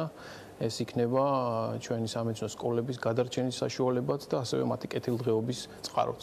რა შეიძლება იყოს საქართველოს სახელმწიფოს მხრიდან დანახარჯები სამედიცინო ტურიზმის განვითარებისთვის და რა შეიძლება იყოს ბენეფიტი და როდის რაც თავია? მნიშვნელოვანია, რომ ამ კუთხით ინვესტიციები იყოს სწორად გააზრებული. ან ჩვენ უნდა გავაკეთოთ დამიზნებითი ინვესტიცია გარკვეული კვლევის, ბაზრის კვლევის ჩატარების შემდგომ იმისათვის, რომ ამ ინვესტიციამ გაამართლოს. მე უბრალოდ მაგალითს მოვიყვან, თუ ჩვენ სიტყვაზე ვიყიდით ძალიან ძვირადღირებულ ტექნოლოგიას და მე ვერ შევძლებთ მის სწორად ექსპლუატაციას, ან ვერ დავტვირთავთ მას შესაბამისი რაოდენობის პაციენტების ნაკადებით, მაშინ ეს ტექნოლოგია დაძველდება, შესაბამისად ვეღარ იქნება ძალიან მალე კონკურენტუნარიანი და ვერ გაამართლებს თავის დანიშნულებას. ამიტომ მნიშვნელოვანია, რომ აქ გაითვალისწინონ ის გამოცდილება, რომელიც არის ლატვიაში და სხვაგანაც მსოფლიოში და ინვესტიციები განხორციელდეს მაქსიმალურად ეფექტურად, სპეციალისტების მოსაზრებების გათვალისწინებით, არსებულ ბაზრებზე, ჩვენ სამიზნე ბაზრებზე არსებული მოთხოვნების გათვალისწინებით. ძალიან დიდი მადლობა ინტერვიუსთვის, იმედია ჩვენი თანამშრომლობა მომავალშიც გაგრძელდება. დიდი მადლობა მინდა გადავხადო Pirveli საქმიანი დილას სამედიცინო ტურიზმის თემატიკით და ინტერესებისთვის. მინდა ვისარგებლო შემთხვევით და მიულოცოთ თქვენს მაყურებელს და ამდენი შობა ახალი წელი. იმედი მაქვს, რომ მომავალ წელს არაერთ საინტერესო სიუჟეტს შემოგთავაზებთ. იანვარში გეგმება ჩვენი ვიზიტი ჩინეთის რესპუბლიკაში, დაელოდეთ ჩვენს სიუჟეტს. 2018 ფაქტობრივად დაგეგმილი არის, მხოლოდ სამედიცინო ტურიზმის შესახებ მომზადებული მასალებით ხელდამშვენებული არ დაბრუნებულა ოღონდ თათია ჩაფიჩაძე. ამჯერად საინტერესო მასალებს ეტაპობრივად კიდევ შემოგთავაზებთ. დღეს კიდევ ერთი ინტერვიუ აქვს ჩვენი მაყურებლისთვის. თათია დილა მშვიდობის კიდევ ერთხელ რით იყო გამორჩეული საქართველოს-ლატვიის ურთიერთობა 2017-ში და რაზე გაამახვილა ინტერვიუს დროს ყურადღება ელჩმა, რომელთანაც შენ შეძელი რომ საინტერესო პრინციპში ინტერვიუ შემდგარიყო. დილა მშვიდობისა კიდევ ერთხელ ლატვია მოგეხსენებათ იმ ქვეყანათა რიცხვში შედის, რომელთანაც საქართველოს როგორც პოლიტიკურ, ასევე ეკონომიკური და კულტურული თანამშრომლობა საკმაოდ კარგად აქვს განვითარებული, თუმცა ჩვენი ელჩთან შეხვედრის მთავარი თემატიკა მაინც უფრო ეკონომიკური მიმართულებით წლის შეჯამება იყო, როგორც თეიმურას ჯანჯალიამ გითხრა, სწორედ მიმდინარე წელს ჩაეყარა საფუძველი რამდენიმე პროექტს, რომელიც რეგიონთან მიმართებით ხორციელდება და საქართველოს საინვესტიციო პოტენციალის გაცნობას ითვალისწინებს. ორი ბიზნეს ფორუმი უკვე შედგა და ასევე ორი ფორუმია დაგეგმილი მომავალ წლის განმავლობაშიც. განსაკუთრებული ინტერესის სექტორების მიხედვით თუ განვიხილავთ, არსებობს სატრანსპორტო სფეროში. ჯანჯალიამ ისაუბრა სატრანსპორტო პროექტო ზუგრზე, რომელიც აკავშირებს შავი ზღვის რეგიონს ბალტიისპირეთის რეგიონთან. ეს სატრანსპორტო ხაზი გადის უკრაინაზე, ბელარუსზე და ლატვიაზე. მიმდინარე წელს კი რიგაში გამართული შეხვედრის შემდეგ ამ პროექტს საქართველოს შეუერთდა და ელჩის ინფორმაციით ამ დროისთვის ინტენსიური მუშაობა მიმდინარეობს იმაზე, რომ ბალტიის ზღვის რეგიონიდან კასპიის ზღვამდე ერთიანი სატრანსპორტო ხაზი გადიოდეს. უფრო ცლად შეგვიძლია უკვე მოვისმინოთ მისი კომენტარი. მიმდინარეობს ახლა მუშაობა იმისათვის, რომ სატრანსპორტო ერთიანი გამჭოლი ხაზი არსებობდეს ბალტიის ზღვის რეგიონიდან კასპიის ზღვამდე, რადგან აზერბაიჯანმაც მას შემდეგ რაც ჩვენ მივერთით ამ პროექტს, გამოთქვა დაინტერესება, იცით რომ ჩვენ აზერბაიჯანთან სატრანსპორტო სფეროში ძალიან ინტენსიური თანამშრომლობა გვაქვს, ყაზახეთთან ძალიან ინტენსიური თანამშრომლობა გვაქვს და ძალიან დიდი ინტერესია ამ ქვეყნების მხრიდან, რომ ამ დერეფნის საშუალებით ბალტიის ზღვის პორტებამდე და ლატვიურ პორტებამდე მოხდეს ტვირთების გადაზიდვა, როგორც მათი საკუთარი ტვირთების, ასევე სატრანზიტო ტვირთების გადაზიდვა. ჩვენ შევძლებთ კიდევ დამატებითი ტვირთების მოზიდვა ჩვენ დერეფანში და ის სტატუსი, რომელიც ჩვენ გვაქვს და გვინდა კიდევ უფრო გავამყაროთ, რაც არის საერთაშორისო ზონის სატრანზიტო მაგისტრალების დამაკავშირებელი ქვეყანა, ეს პრაქტიკულად კიდევ ერთი მიმართულებით გავააქტიუროთ და გავაყრმავთ. კიდევ ერთი მიმართულებით, იმიტომ ამბობ, რომ ბალტიის ზღვის მიმართულება არის ერთ-ერთი ის ალტერნატიული მიმართულება, საიდანაც როგორც საქართველოსთან ბალტიის ზღვის მიმართულებით, ასევე უკანა რევერსულად შესაძლებელია ახალი ტვირთების მოზიდვა და ახალი ქვეყნების ჩართვა ამ დერეფანში. ლატვიასთან ინტენსიური თანამშრომლობა მიმდინარეობს სოფლის მეურნეობის მიმართულებითაც, განსაკუთრებით მუშაობა მიდის მათი გამოცდილების გაზიარებაზე. ამ მიზნით წელს რძის პროდუქტებისა და თაფლის მწარმოებელი რამდენიმე კომპანიის წარმომადგენლის ვიზიტი შედგა ლატვიაში, სადაც მათ საშუალება ჰქონდათ მიიღოთ ინფორმაცია თუ როგორ შეძლეს ევროკავშირის ბაზარზე შესვლა, ახალი სტანდარტების დაფუძნება და მარკეტინგული აქტივობების განხორციელება.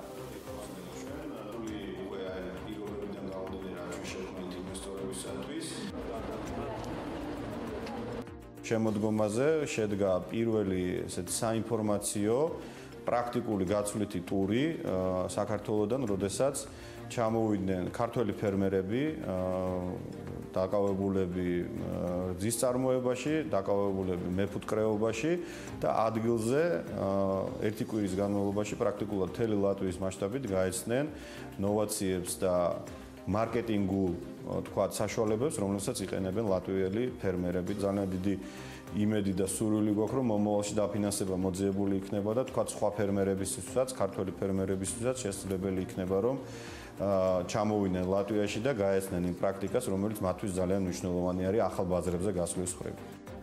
ასევე სოფლის მეურნეობის დარგიდან ქართველი მწარმოებლები იღებდნენ მონაწილეობას რიგა ფუდი 2017-ში, რომელიც საკმაოდ მასშტაბური გამოფენაა. ჩვენ დავინტერესდით თუ ჰქონდა რაიმე საქმიანი გაგრძელება ამ გამოფენას.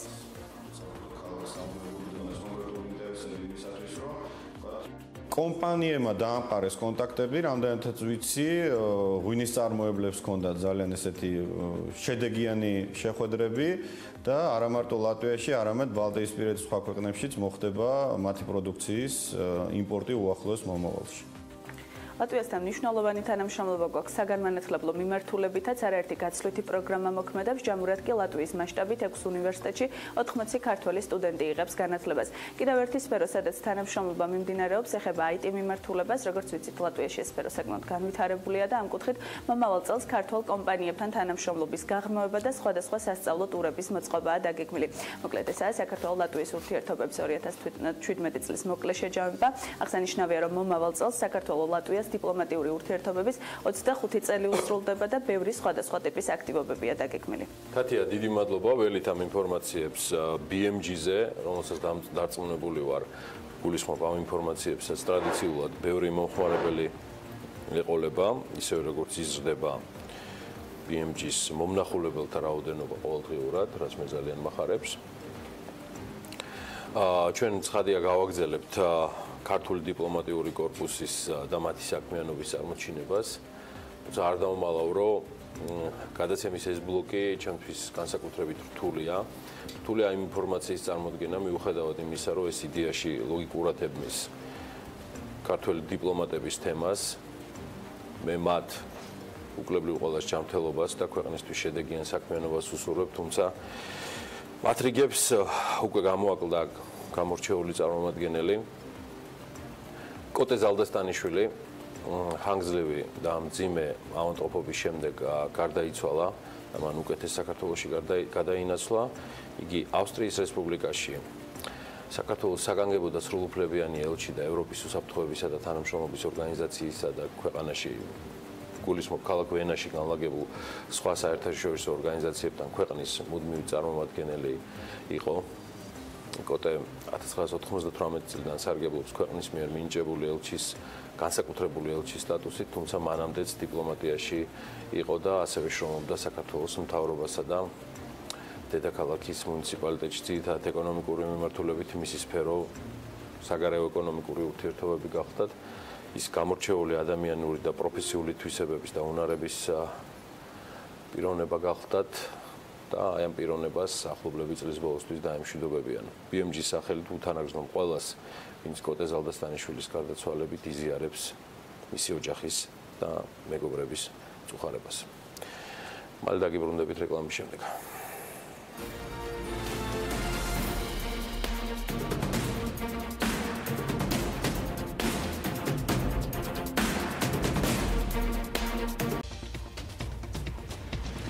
სემეკმა ელექტროენერგიის გადაცემის და დისპეჩერიზაციის ტარიფები გაზარდა. მომავალ წელს კიკვიძის ბაღს სრული რეაბილიტაცია ჩაუტარდება, რისთვისაც ბიუჯეტში 2 მილიონ ლარამდეა გამოყოფილი. გაიზარდა თუ შემცირდა სახელმწიფო შესყიდვებში გამარტივებული შესყიდვები.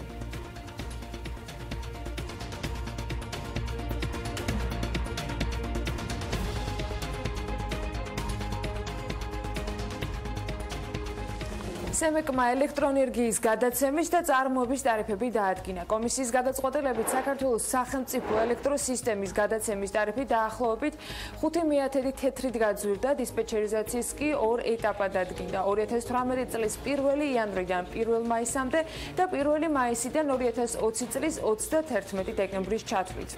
პირველ ეტაპზე უმნიშვნელო მატებაა, მეორე ეტაპზე კი დაახლოებით 3/10 თეთრი, რაც შეეხება ენერგოპროჯორჯიას ობიექტებს. კომპანიის 4 ჰესის წარმოების ტარიფი გაიზარდა, ერთის კი შემცირდა. სემეკის სამომხმარებლო ტარიფებს 27 დეკემბერს დაამტკიცებს. გადაცემის და დისპეჩერიზაციის ტარიფები გაიზარდა მცირედით და ამ გაზრდის ძირითადი მოტივი არის ის განხორციელებული ინვესტიციები, უბრალოდ ის განსახორციელებელი ინვესტიციები, რომელიც წარმოადგენს ამ კომპანიამ და რომელიც 3 წლის განმავლობაში შეადგენს დაახლოებით 600 მილიონ ლარამდე. ეს ტარიფები იმოქმედებს 3 წლის განმავლობაში და იქნება უცვლელი. რაც შეეხება ენერგოპროჯორჯიას გენერაციაში ფლობელობაში მყოფი გენერაციის სადგურები, მათთან მიმართებაშიც ნაწილთან გაიზარდა, ხოლო ერთ სადგურთან მიმართებაში შემცირდა. ინვესტიციების გაზრდა საჭიროებს 5 ჰესი რეაბილიტაციას, რომელიც იძლევა იმის საშუალებას, რომ შემდგომში უფრო მეტი ენერგია გამოიმუშავონ. რაც შეეხება საოპერაციო დანახარჯებთან მიმართებაში, თქვენ ნახეთ, რომ საოპერაციო დანახარჯებთან მიმართებაში შემცირდა ზოგადად ეს დანახარჯები, თუმცა ზოგადად ზრდა გამოიწვია სწორედ ამ კომპონენტს. დამსაქმებელთა ასოციაციაში შრომის უსაფრთხოების მენეჯერები გადამზადდნენ. ასოციაციაში განმარტავენ, რომ კვალიფიკაციის ასამაღლებელი ღონისძიებების მიმართ მოთხოვნა გაზრდილია, მას შემდეგ, რაც მთავრობამ ევროკავშირის მოთხოვნების საფუძველზე შრომის ინსპექტირების დეპარტამენტი შექმნა და რეგულაციები გაამკაცრა. 8 მოდულისაგან შემდგარი ტრენინგ კურსი 30-მდე კომპანიის წარმომადგენელმა გაიარა. მათ შრომის საერთაშორისო ორგანიზაციის საერთაშორისო ტრენინგ ცენტრის და დამსაქმებელთა ასოციაციის სერტიფიკატები გადაეცათ. ტრენინგის მიზანი იყო მოგვიმზადებინა შრომისა და ჯანმრთელობის უსაფრთხოების მენეჯერები. საკმაოდ დიდი დაინტერესება გამოიწვია კომპანიების მხრიდან, გამომდინარე იქიდან, რომ ისედაც აქტუალურია დღეს შრომის უსაფრთხოების საკითხები. ძალიან ბევრი კომპანია ასევე დაინტერესებული და ჩვენ ის უკვე გეგმავთ მომავალ წელს უკვე თებერვლის თვიდან აღნიშნული კურსის ხელმეორედ ჩატარებას კომპანიებისთვის. ის მოდულები, რომლებიც გაიარეს, შეიძლება ჩამოყალიბდეს აი შემდეგ ნაირად, ეს იყო პირველადი დახმარება შრომის უსაფრთხოებასთან დაკავშირებული საკანონმდებლო ბაზა, სიმაღლეზე მუშაობა, რაც ახლა ამჟამად ძალიან აქტუალურია, იმიტომ რომ 27 ოქტომბერს ძალაში შევიდა 477 დადგენილება, ხანძართან ბრძოლა რისკების შეფასება სამუშაო ადგილზე, ელექტროუსაფრთხოება. ჩვენ გავიარეთ ტრენინგ კურსი შრომის უსაფრთხოებასთან დაკავშირებით. გავიარეთ სხვადასხვა მოდულები, მათ შორის რისკების შეფასება, სახანძრო უსაფრთხოება, სიმაღლეზე მუშაობა და ასე შემდეგ. მივიღეთ საკმაოდ მნიშვნელოვანი ინფორმაცია 2 თვის განმავლობაში. ეს იყო ინტენსიური სწავლება, რასაც გამოვიყენებთ შემდგომ საქმიანობაში. მომავალ წელს კიკუძის ბაღს სრული რეაბილიტაცია ჩაუტარდება, რისთვისაც ბიუჯეტში 2 მილიონ ლარამდეა გამოყოფილი. გარდა კიკუძის ბაღის რეაბილიტაციისა, მიხეილ ამაშუკელის თქმით, რაიონში ინფრასტრუქტურული პროექტებია დაგეგმილი, მათ შორის მოხდება მთავარი და შიდა გზების, ასევე ეზოების, კორპუსებისა და მათი მიმდებარე ტერიტორიების რეაბილიტაცია. როგორც ის აღნიშნავს, 2019 წლიდან ნაძალადევის რაიონში მულტიფუნქციური სპორტული კომპლექსის მშენებლობა უნდა დაიწყოს. ამაშუკელი მოსახლეობას სხვადასხვა სოციალურ პროგრამას პირდება და ამბობს, რომ ამ მიმართულებით ბიუჯეტში გარკვეული მატებაა დაგეგმილი. საერთაშორისო გამჭვირვალობა საქართველოს სახელმწიფო შესყიდვებში გამარტივებული შესყიდვების ზრდასთან დაკავშირებით აცხადებს და ამ პროცესში კორუფციის მაღალ რისკებზე მიუთითებს. ორგანიზაციის ინფორმაციით 2015 წლის 1 იანვრიდან 2017 წლის 30 ივნისამდე გამარტივებული გზით დადებული ხელშეკრულებების საერთო ღირებულება 2 მილიარდ 860 მილიონი ლარი შეადგინა. 2015 წელს გამარტივებული შესყიდვები მთლიანი შესყიდვების 33.7% იყო. 2016 წელს კი ეს მაჩვენებელი გაუარესდა და 37%-ს მიაღწია. პრობლემურ საკითხებს შორის არის ახლა დაფუძნებულ კომპანიებთან ხელშეკრულებების გაფორმებაც. ასეთი 95 მილიონი ლარის ღირებულების 25625 ხელშეკრულებაა. არის შემთხვევები, როდესაც ხელშეკრულების გაფორმება ასევე წინ უსწრებდა კომპანიის რეგისტრაციას, ან კომპანია ხელშეკრულების გაფორმებამდე რამდენიმე დღით ადრე იყო დაფუძნებული. საქართველოს ეკონომიკისა და მდგრადი განვითარების სამინისტროს ინიციატივით ცხელი ხაზი 1484 ამოქმედა, რომელიც ავტოსატრანსპორტო საშუალებების პერიოდული ტექნიკური ინსპექტირების ეტაპობრივად ამოქმედების პროცესის და პირობებით დაინტერესებულ ადამიანებს მოემსახურება. 2018 წლის 1 იანვრიდან სავალდებულო ტექნიკურ ინსპექტირებას სამგზავრო და სატვირთო ავტომობილები გაევლიან. შემდეგ ეტაპზე კი უკვე სახელმწიფო უწყებების და იურიდიული პირების კუთვნილი ავტოსატრანსპორტო საშუალებები გაევლიან. დათვალიერებას, ასევე დიდი მოცულობის ზრავის მქონე ავტომობილები და ასე შემდეგ. მოკლედ 2019 წლის ბოლომდე ინსპექტირებას გაივლის საქართველოში რეგისტრირებული მთლიანი ავტოპარკი.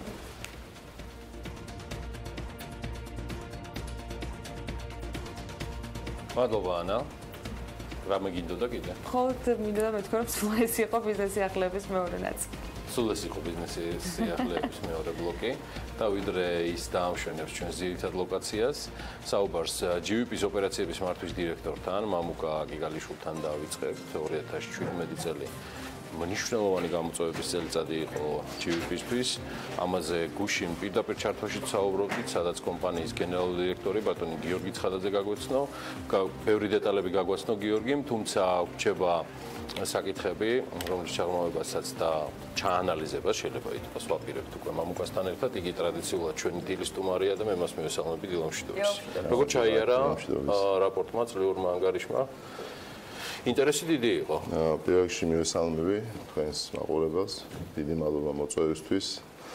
მოგვანატრეთ თავი. ესე იგი, საკმაოდ კარგად ჩაიარა წლიურმა ანგარიშმა, ჩვენ ამას ყოველწლიურად ვაკეთებთ. შევაჯამეთ 2017 წლის სამუშაოები, თუ რა განხორციელდა, რა სამუშაოები, რამდენი იყო ინვესტიცია და ასე შემდეგ. საკმაოდ მოცულობითი იყო ეს ინფორმაცია და მზად ვარ, რომ თუ რამე კონკრეტული ციფრებიდან გამომდინარე იყო ძალიან ამბიციური გეგმა, რაზეც ყველანი ვსაუბრობდით, მათ შორის ამ სტუდიაში. საუბარი იყო დაახლოებით 200 მილიონი ლარის ინვესტირებაზე. ცოტა უკვე მე მგონი მანდაც გადაჭარბება მოხდა, იმიტომ რომ ეს ყოველთვის გაუთვალისწინებელი ხარჯებია. საუბარი არის 190 კილომეტრი ქსელის შეცვლაზე, რომელსაც კიდევ თუ არ ვწდები 60 კილომეტრი საერთო დამოუკიდებელი ახალი ქსელის მოწყობა დაემატა. თქვენ რეზერვშია თბილისის მერიასთან ერთად პეკინის გამზირის თვისებრივად ახალი მოწყობა. სასაუბრო ბევრი გვაქვს. მოდით თვითონ ქსელის რეაბილიტაციით დავიწყოთ და ინვესტიციებით. პირველ რიგში როგორც მოგეხსენებათ, ცოტა ისეთი რთული მემკვიდრეობა ვერგო ჩვენ ამ ქსელებთან დაკავშირებით და ეს არავისთვის სიახლე არ არის. ჩვენ გადავწყვიტეთ, რომ 2017 წელს საკმაოდ ინტენსიური საინვესტიციო პოლიტიკა გაგვეხორციელებინა კომპანიაში. როგორც უკვე აღნიშნეთ, მთლიანობაში ჩვენ ჯამში დაახლოებით 270 კილომეტრი, სადღაც 260 კილომეტრი ქსელი კი ბატონო შევცვალეთ და ახალი ასე ვთქვათ გაერთებები კი ანუ წლის დასაწყისში როდესაც ვაჟღერებდით რომ 175 კილომეტრი ქსელს გავაკეთებთ ცოტა ის მქონდა ხოლმე ანუ კონსერნი იმის შესახებ რომ საკმაოდ რთული და ამბიციური გეგმა იყო მაგრამ მინდა გაცნობოთ რომ როგორც იცით ასევე რომ ჩვენი საკუთარი სამშენებლო დიდი დეპარტამენტი შევქმნით დავასაქმეთ საკმაოდ ბევრი ადამიანი 700 თანამშრომელი ავიყვანეთ აი ამ დეპარტამენტისთვის და საკმაოდ ისეთი წარმატებული წელი გამოდგა ისიც იცით რომ ტრეინინგ ცენტრი შევქმნით ჩვენ და ეს ახალი კადრები რომლებიც მოვიზიდეთ ჩვენ ამათი ასე ვთქვათ ტრეინინგები ჩავატარეთ ასე ვთქვათ გაუწვრთენით ასე ვთქვათ ეს ხალხი და მუდმივი სტაფის მოცულობა გაგეზარდათ ესე იგი ჩვენ რა თქმა უნდა კი მუდმივი სტაფი მათ შორის რა თქმა უნდა ამ ყველაფერს მენეჯმენტიც სჭირდება ამ ტრეინინგ ცენტრსაც რა თქმა უნდა თავისი ასე ვთქვათ ტრენერები სჭირდება ეს ყველაფერი ჯამში რა თქმა უნდა ეს შედეგი გამოიწვია ფაქტობრივად მთელი წლის განმავლობაში თვალს ვადევნებდით, ან თავიდან გიორგი აღნიშნა, რომ 200 მილიონზე როცა იყო საუბარი, ეს იყო რიცხვი, რომელიც ძალიან შთამბეჭდავად გაჟღერდა, მაგრამ რეალურად ესეც არ აღმოჩნდა სრული. საიდან მოდის ეს თანხები? ვინ იყვნენ ინვესტორები და საიდან იზიდავთ თქვენ ამ თანხებს და როცა წლის დასაწყისში 200 მილიონზე იყო საუბარი, როგორ ხდება ხოლმე, ანუ როგორ ახერხებთ, რომ წლის განმავლობაში ეტაპობრივად კიდევ დამატებით გქონდეთ მეზური თანხები? კი ბატონო, მოგახსენებთ, როგორც იცით, ჩვენ ზედიზედ უკვე მეორე წელია ფიჩი უმაღლეს რეიტინგს ვინარჩუნებთ. რა თქმა უნდა, ეს მენეჯმენტის, ასე ვთქვათ, აღიარება არის და ამის ეს საშუალებას გვაძლევს, რომ მოვიზიდოთ სხვადასხვა საერთაშორისო ფონდებიდან, ასე ვთქვათ, საკმაოდ დიდი ინვესტიციები. მაგალითად, როგორც იცით, ჩვენ ქსელის რეაბილიტაციაში 82 მილიონი ლარის ინვესტიცია გვქონდა 2017-ში გათვალისწინებული და შემდგომ 3 წელიწადში ჩვენ თლიანად მოცულობა ინვესტიციის არის დაახლოებით 200 მილიონი, რასაც ვაპირებთ, რომ ჩვენ შემდგომ წლებში, რა თქმა უნდა, შემდგომ წლებში დიახ, დავხარჯოთ. უდიდესი ნაწილი ამ ინვესტიციის მოხმარდება ქსელის რეაბილიტაციას, ინფრასტრუქტურული ელემენტების გამოცვლას და მთლიანად აი ტექნიკურ გამართულობას რომ შევინარჩუნოთ ეს ქსელი და სტაბილურად რო იყოს განვითარება ამ ქსელის და მომარაგების წყლის, რა თქმა უნდა, აი ეს ინვესტიციები აი ამას მოხმარდება. მინდა აღვნიშნო, რომ ამ ინვესტიციებმა საკმაოდ კარგი შედეგი გამოიღო, ჩვენ დაზიანებების რაოდენობები, რა თქმა უნდა, ტენდენცია გვაქვს იმისი, რომ მცირდება, საკმაოდ კარგი ციფრები გვაქვს ამ კუთხითაც. ეს უკვე იმას ნიშნავს, რომ ბევრად უფრო სტაბილური გახდა ჩვენი საქმიანობა, ანუ აღარა ვართ ისეთ ვთქვათ აი კრიზისულ მენეჯმენტში რო იტყვიან, ბევრად უფრო ასე ვთქვათ სტაბილური გახდა ჩვენი ქსელი, თქვენი სიუჟეტებიც გახსოვთ ალბათ ელი წლის განმავლობაში თქვენ აშუქებდით ამ რეაბილიტაციის სამუშაოებს, როგორც გიორგი აღნიშნა, რომ ჩვენ გამგეობებთან, მერიასთან საკმაოდ მჭიდროდ თანამშრომლობთ, მაგალითია ამისი აი პეკინის გამზირი, ეს უდიდესი პროექტი, რომელიც განხორციელდა ჩვენს მიერ. ასევე მინდა აღვნიშნო იმ 200 ქუჩიდან ესეთი მნიშვნელოვანი პროექტები, მაგალითად ეს ხვასთიანის ქუჩა, ჭიჭინაძის ქუჩა, ამაღლების ქუჩა, კახეთის გზატკეცილი, ეს საკმაოდ ეს პეკინი უბრალოდ ჩანდა უბრალოდ, მაგრამ საკმაოდ ბევრი არანაკლები მასშტაბის პროექტები განახორციელა კომპანიამ. იცი ამ ინფრასტრუქტურულის მიღმა ჩვენ ყოველთვის გვჭება, არ გვჭება იდეაში ვსაუბრობთ, გიორგისთანაც ვისაუბრეთ, მაგრამ თქვენთანაც მინდა ამაზე საუბარი, გულისხმობ იმას, რომ GVP ახერხებს თავს, რომ ამ ინვესტიციების და ინფრასტრუქტურული პროექტების მიღმა წყალი ნარჩუნდება როგორც სასმელი აქტივი ამ ქალაქის მოსახლეობისთვის. იმ ტარიფის ფონზე, რომელიც ბოლო კითხვად მაქვს შემონახული თქვენთვის სემეკის მოახლოებულ გადაწყვეტილებასთან დაკავშირებით. წყლის ხარისხი, რომელიც ზრუნვის თემაა, ეს არის თქვენი გზავნილები, SMS-ების სახით თქვენ მომხმარებელთან თუ ნიუსები, რომლის დისტრიბუციასაც აკეთებთ. რამდენად აისახა მთელი ეს ინვესტიციები და ინფრასტრუქტურული მოწყობა უმთავრესზე, რაც ასევე თქვენი საზრუნია წყლის ხარისხზე, კიდევ დამატებით და რა რჩება მამუკა იმ აქტივში გადასაჭრელი პრობლემებიდან, იმიტომ რომ მემკვიდრეობა იმდენად მძიმეა, რომ პეკინის და ამაღლების ქუჩის უმძიმესი პროექტები არ იქნება, მხოლოდ ერთადერთი საშველი ვატყობ 2018-ში. კი ბატონო, კარგი კითხვაა.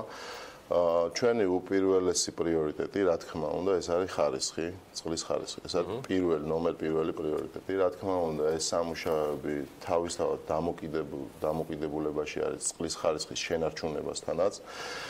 რა თქმა უნდა, ეს პრობლემა ყოველთვის იდგა ხოლმე კომპანიაში, მაგრამ ჩვენი მენეჯმენტის პირობებშიც ჩვენ საკმაოდ ბევრი სამუშაოები არა მარტო ქსელის რეაბილიტაციაში, არამედ სათავე ნაგებობების კუთხითაც, საიდანაც მოდის ეს, სადაც მოპოვება ხდება ამ პროდუქტის, იქ მიმდინარეობს აი ამის გაფილტრვა, ამის ლაბორატორიული შემოწმება, ეს არის თქვენი ცით ონლაინ რეჟიმში მოწმდება ეს ყველაფერი. და მადლობა ღმერთს ჩვენ აი ამ ხარისხს ვინარჩუნებთ, პირიქით მინდა ისიც ვთქვათ, რომ შეიძლება გავაუმჯობესოთ მომავალ წლებში ხარისხი და პრინციპში ეს ინვესტიციები ზუსტად აი ამას ემსახურება. ხარისხი და უწყვეტობა. ხარისხი და უწყვეტობა. როცა ბევრ რიცხვზე ვსაუბრობთ, აღქმა იმის რა კავშირში აქვს რეალურად ამას სახლში მისულ წყალთან ან მის უწყვეტობასთან ხშირ რთული აღსაქმელია.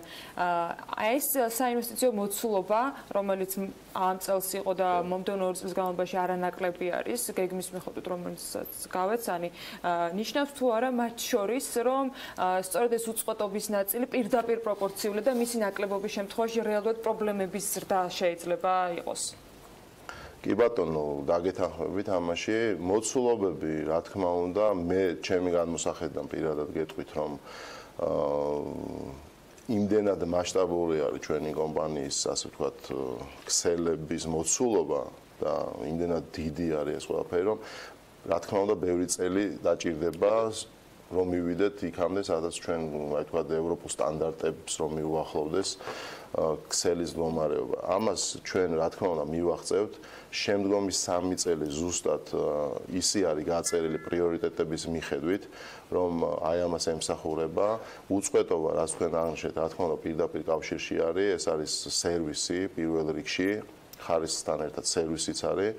და ის გაუმჯობესება, რაც ჩვენ ბოლო, ასე ვთქვათ, წლებში გვაქვს და თვეებში გვაქვს, ჩვენ კიდევ ვფიქრობთ, რომ შემდგომ 3 წელიწადში კიდევ უფრო გაუმჯობესდება და ის კომფორტი, რომელიც მოსახლეობას უნდა ქონდეს ჩვენი სერვისიდან გამომდინარე, კიდევ უფრო გაუმჯობესებული იქნება ნამდვილად. კარზეა, რეზუმირება ამითი გავაკეთოთ, თქვენი განაცხადი მარეგულირებელ კომისიაში მარეგულირებელმა დაიწყო უკვე სხვადასხვა მიმართულებით გადაწყვეტილებების გასაჯაროება.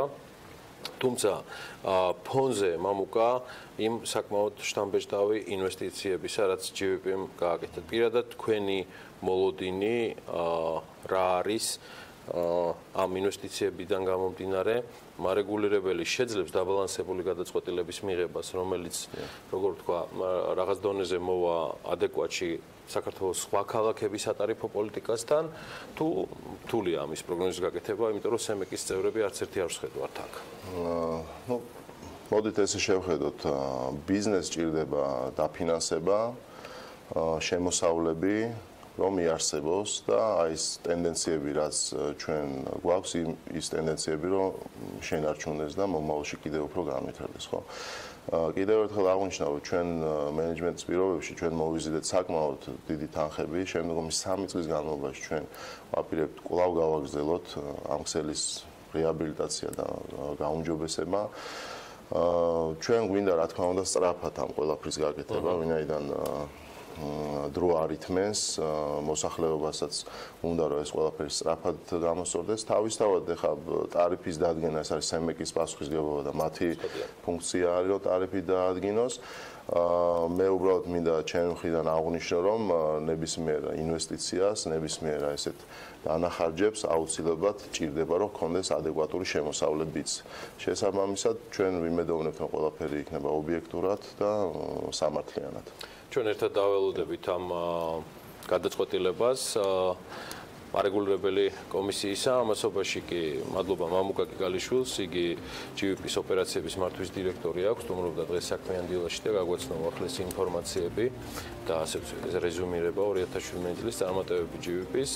ჩვენ გავიდეთ ახლა მოკლე რეკლამაზე და ვიდრე მამუკას გავაცილებთ. ამას გველოდიანი ამის პროგნოზი გველოდება, თუმცა წინ გველოდება ასევე 2017 შეჯამება უკვე galt და taggart-ის გუნდთან ერთად და ასე რომ დაგველოდეთ რამდენიმე წუთში დაგებრუნდებით. ამინდის პროგნოზის სპონსორია SEU დეველოპმენტი.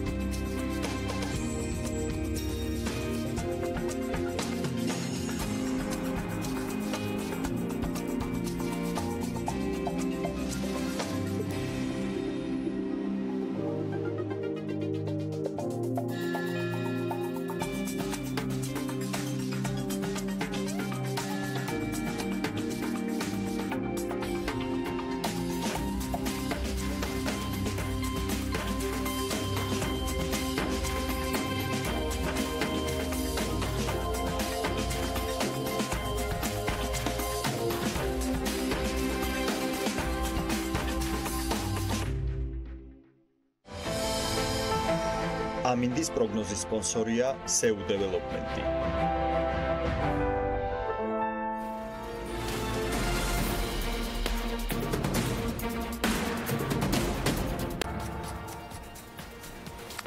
ბელორუსიაში კრიპტოვალუტების მაინინგი ლეგალური გახდა, გარდა ამისა აკრძალვა მოიხსნა ტოკენების აფლობასა და ყიდვა-გაყიდვაზე, მოკლედ taggart-ის ციფრული ეკონომიის შესახებ, ასე ქვია დოკუმენტს, რომელსაც უკვე მოეწერა ხელი. მას ბელორუსიის პრეზიდენტის ალექსანდრე ლუკაშენკოს ხელმოწერა ამშვენებს, ამის შესახებ ინფორმაცია სხვა შორის პრეზიდენტის ოფიციალურ საიტზე არის გავრცელებული. აი რა სიახლეებია კრიპტობაზარზე და ზოგადად რა ხდება საერთაშორისო სავალუტო ბაზრებზე. ამას შოთა დიღმელაშვილი მოგახსენებს, რომელიც უკვე შემოგვიერთდა. მშვიდობის, მოგეხსენებათ 25 დეკემბერს პროტესტანტული და კათოლიკური სამყაროს შობას აღნიშნავდა, შესაბამისად ბირჟები დაკეტილი, ვაჭრობა არ ყოფილა და სადაც იყო პატარა მოცულობები იყო, ეკონომიკური კალენდარიც ცარიელი გახლდათ. ბოლო ამბებს შეგახსენებთ, ამერიკის კომერციის დეპარტამენტმა პარასკევს ანგარიში გამოაქვეყნა, რომლის მიხედვითაც პირადი ხარჯვა მეტად გაიზარდა ნოემბერში, ვიდრე პროგნოზირებული იყო, 0.6%-ით გაიზარდა, როცა ნავარაუდები იყო მხოლოდ ამის ნახევარი. სხვა ანგარიშმა აჩვენა, რომ გრძელვადიანი მოხმარების საქონლის შეკვეთებმა 1.3%-ით იმატა ნოემბერში, რაც მნიშვნელოვნად ჩამოუვარდება პროგნოზირებულ 2%-ს. დოლარი ოდნავ მოძლიერდა ევროს მიმართ. პარასკევს და 1 ევროს ფასი დოლარსა და 18.9 ცენტს ოდნავ აღემატება.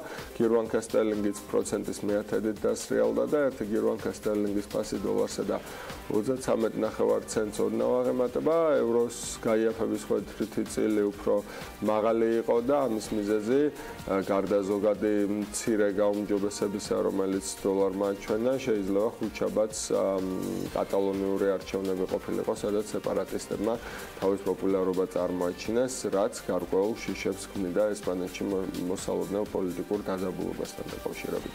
რაც შეეხება იენს, მისი ცვლილება თითქმის შეუმჩნეველია და 1 დოლარის ფასი კვლავ 113 იენს ოდნავ აჭარბებს. რაც შეეხება კრიპტოსავალუტო ბაზარს, გუშინ ვივარაუდეთ, რომ ბიტკოინის ფასი ამ კვირაში დასტაბილურდებოდა და მეთოდურ სვლას განაგრძობდა ზევით, ასეც მოხდა.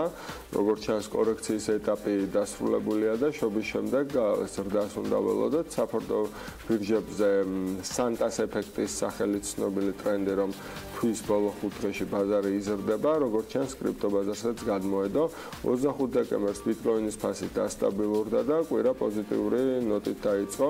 არადა გასული 7 დღის განმავლობაში 25 დეკემბრამდე მისი ფასი განუხრელად ეცემოდა ბიტკოინის სტანდარტით, გუშინდელი ვალატილობა არც ისე დიდია, კვირის უდაბლესი წერტილის 11601 დოლარიანი ნიშნულის შემდეგ ფასმა დღის განმავლობაში საღამომდე 13859 დოლარამდე აიწია, რაც 19%-იანი განსხვავება. შეგახსენებთ, რომ წინა კვირა დღეს ბიტკოინის ფასი 19891 დოლარი იყო, მას შემდეგ რაც CME ბიტკოინის ფიუჩერსებით ვაჭრობა დაიწყო და მთელი ეს კვირა კორექციამ წაიღო. ბაზრის ანალიტიკოსები იძახდნენ კიდეც, რომ კორექციამ ცოტათი დაიგვიანა.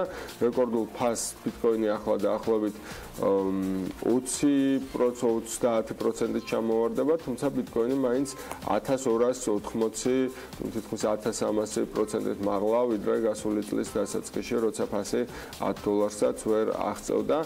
რაც შეეხება ბოლო დროინდელ ამ წამინდელ მაჩვენებელს, ბიტკოინი უკვე აჭარბებს $15000, $15625 ღირს და ბოლო 24 საათში ეს 12%-იანი ზრდაა. ეთერიუმი $767 ღირს, ანუ 3%-ით 3%-ზე ოდნავ მეტით გაიზარდა.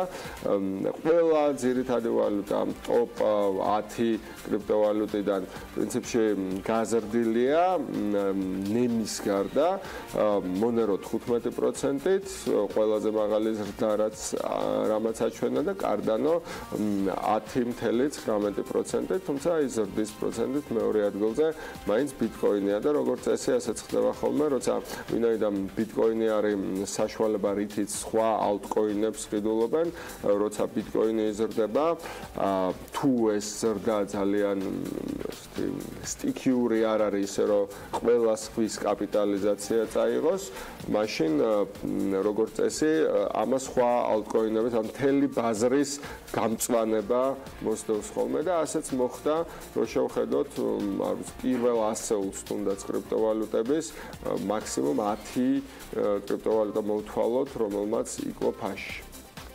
საერთაშორისო ბირჟების მიმოხილვით კი ახლა გოგა მელიქიძე გვერდება. იგი 2017-ის ბოლო ჩარტვაში, ხასუსვამ 2017-ის ბოლო ჩარტვაში ტრადიციულად taggart-ის სათაო ოფისიდან ჩაგვერთვება. წინასწარი ანალიტიკით, რაც taggart-მა ჩვენთვის მოამზადა მსოფლიოს ყველა უმთავრესი ინდექსი ზრდას განაგრძობს და გასული კვირიდან განსხვავებით ზრდა აჩვენა მათ შორის განვითარებადი ბაზრის ინდექსებმა, ეგრეთ წოდებულმა აგრეგირებულმა ინდექსმა და ერთადერთი, რომელიც კვლავ კლებას განაგრძობს კვირის ჭრილში, ეს ოქრო გახლავთ. ასევე საინტერესოა გოგა მელიქიძის მოსაზრება იმ უპრეცედენტო გადაწყვეტილების შემდეგ, რაც ამერიკაში ახალ ფისკალურ კანონს მოყვა ტრამპის ეგრეთ წოდებულ პაკეტს. მოკლედ გოგა ფურთი და მოედანი თქვენსგან გარგულებაშია, დილა მშვიდობის და გისმენ. გიორგი, დილა მშვიდობის, მიმოხილვები მაყურებელს.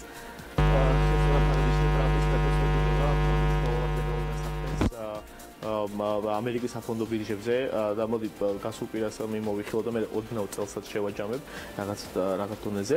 გასულ კვირის პირველი ნახევარი უფრო აქტიური იყო, იმიტომ რომ მეორე ნახევარში სწორედაც ეს საშობაო ეს ვთქვათ მოლოდინი და ასე ვთქვათ არდადაგები ჩაირთო და ცოტა ბაზრემა დაისვენეს, შეიძლება ითქვას.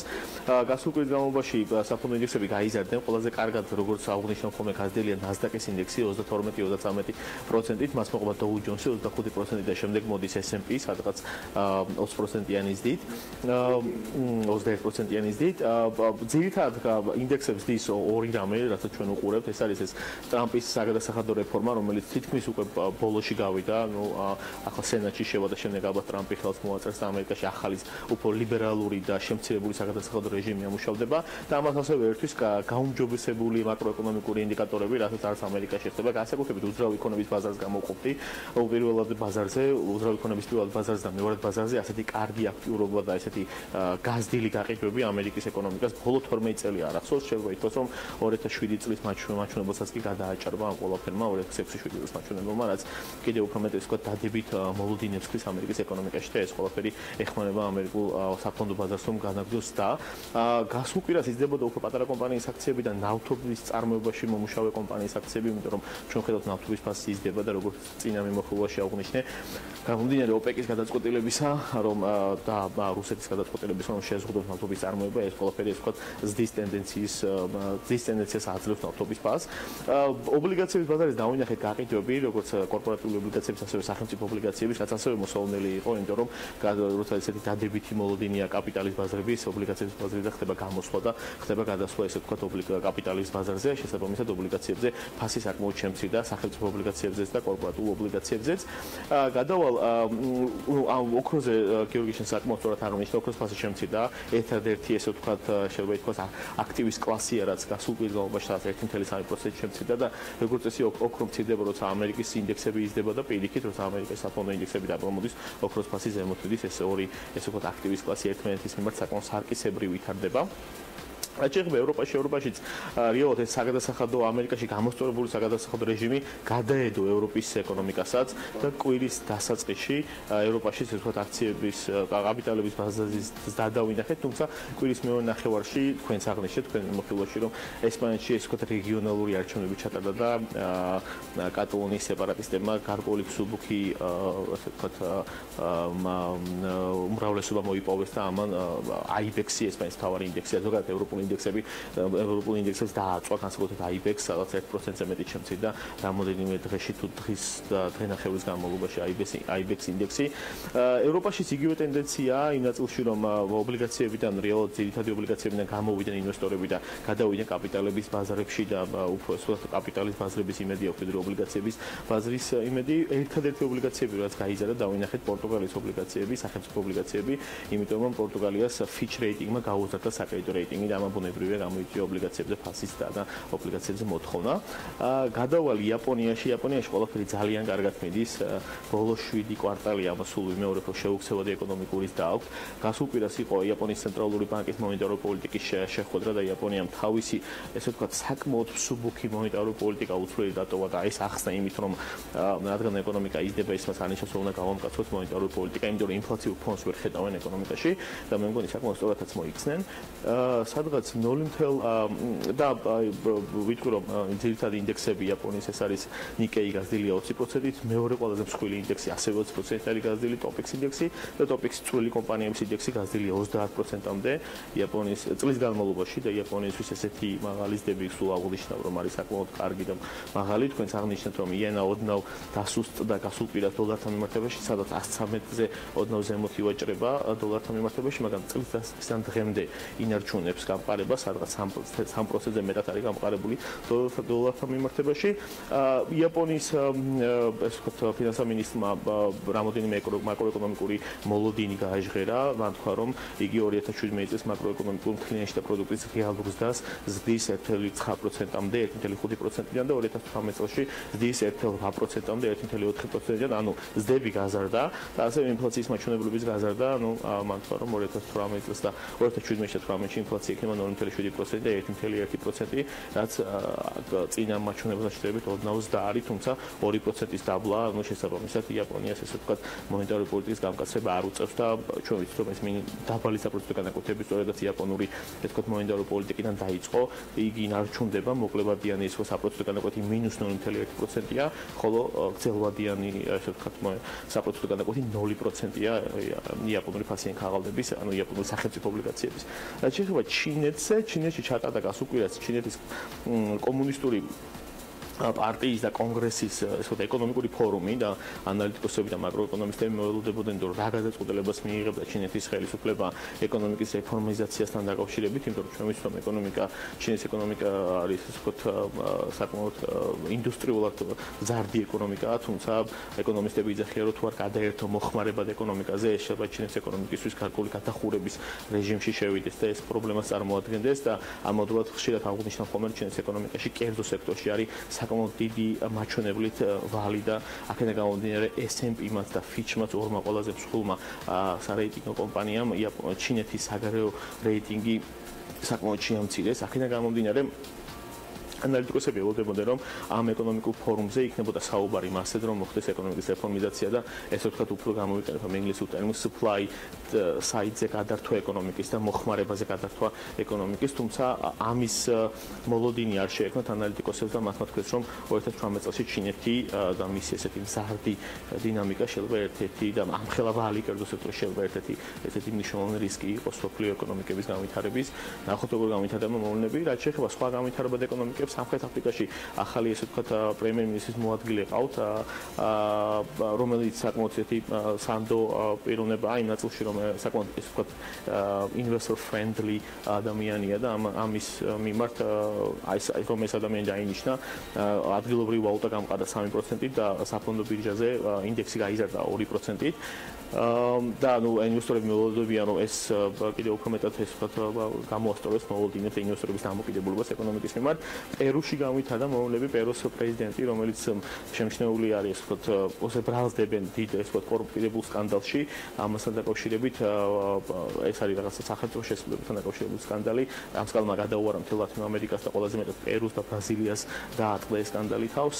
არის საუბარი მასეთ, რომ ამაშება ძალიან გააფუჭოს ურთიერთობა პერუს და საკრედიტო რეიტინგის კომპანიების მიმართ და პერუს საკრედიტო რეიტინგი შეიძლება ამაში ამციროს და პერუს ეკონომიკა ცოტა ხნის წინ გამოვიდა რეცესიიდან, იმიტომ რომ სასაქონლო მასალებზე ფასები გაიზარდა და შეიძლება ამან უკან დააბრუნოს ყველაფერი და ამავდროულად კიდევ ვიტყვი, რომ ჩილეში ახალი ესე ვთქვათ პრეზიდენტი ყავთ, რომელიც საკმაოდ ესე ამასაც ვიტყვი, რომ საკმაოდ investor friendly პრეზიდენტია და ამის მიმართ ანალიტიკოსები იძახიან, რომ საკმაოდ დადებითი საკმაოდ კარგი მოლოდინები მოყვა ამ პრეზიდენტის გამარჯვებას და ზოგადად ლათინურ ამერიკაში იძახიან, რომ ჩილეს ეკონომიკაში ყველაზე ესეთი ღია ეკონომიკა, სწრაფად მზარდი ეკონომიკაა და ყველაზე რეფორმების მიმართ ღია ეკონომიკად ჩამოყალიბდა.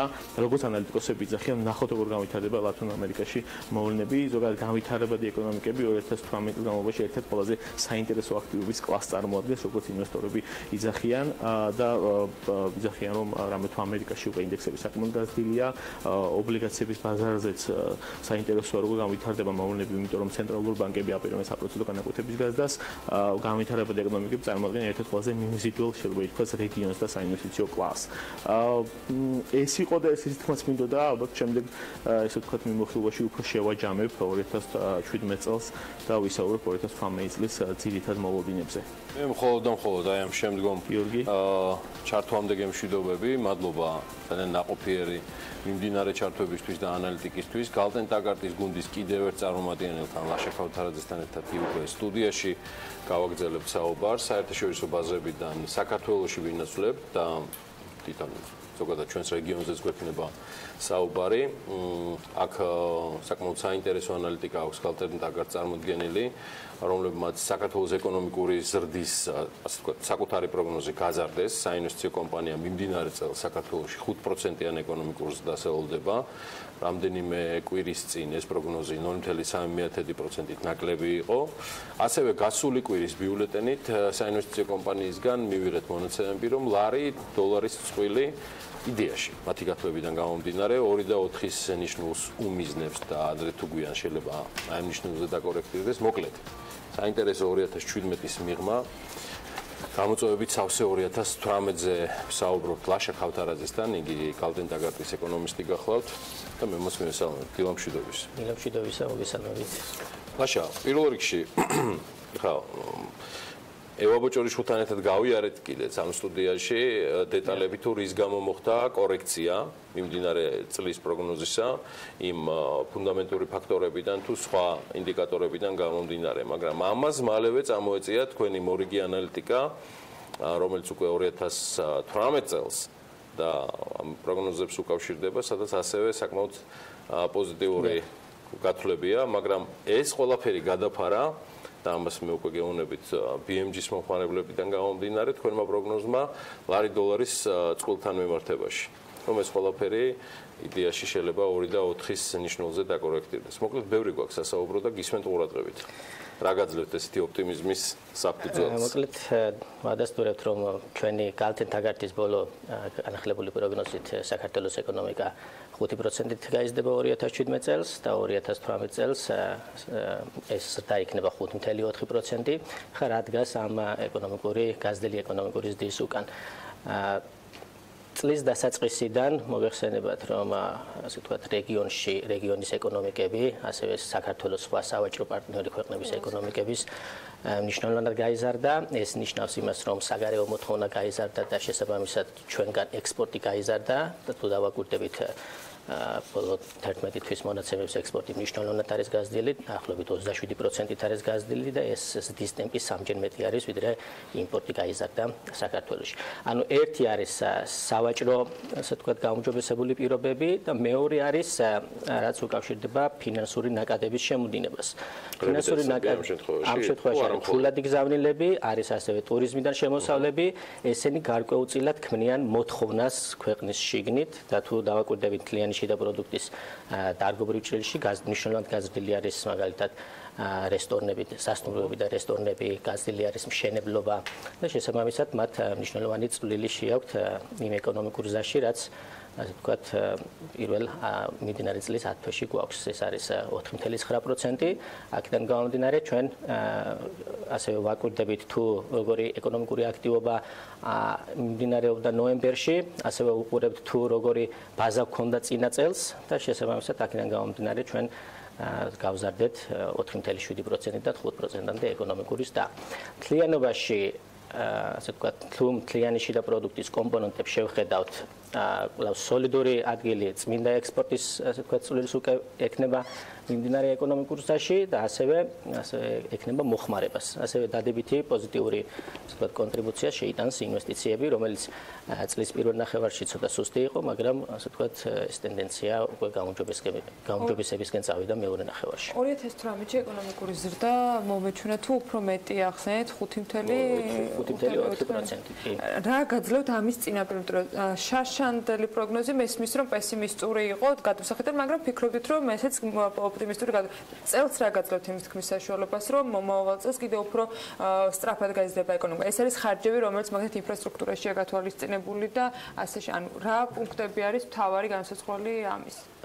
რა თქმა უნდა, აქ ისევ და ისევ გაგრძელდება ის ტრენდი, რაც კერძო სექტორიდან მოდის, გაგრძელდება მაგალითად ფულადი გზავნილების შემოდინება, ასევე ტურიზმიდან მიღებული შემოსავლების ზრდის ტემპი, დაახლოებით ჩვენ პროგნოზირებთ, რომ ეს იქნება 11-დან 15%-ის ფარგლებში, ანუ ორივე კომპონენტი გაიზრდება. დადებითი ის არის, რომ მთავრობა ზრდის კაპიტალურ ხარჯებს, ესეც დადებითად მოქმედებს, რა თქმა უნდა, ეკონომიკურ ზრდაზე, ანუ საბოლოოდ რომ ვთქვათ, ფისკალური კონსოლიდაცია, ამ შემთხვევაში დადებითი არის. ასევე აღსანიშნავი არის მთავრობის ერთ-ერთი მნიშვნელოვანი გადაწყვეტილება, რაც მოგების გადასახადს უკავშირდება.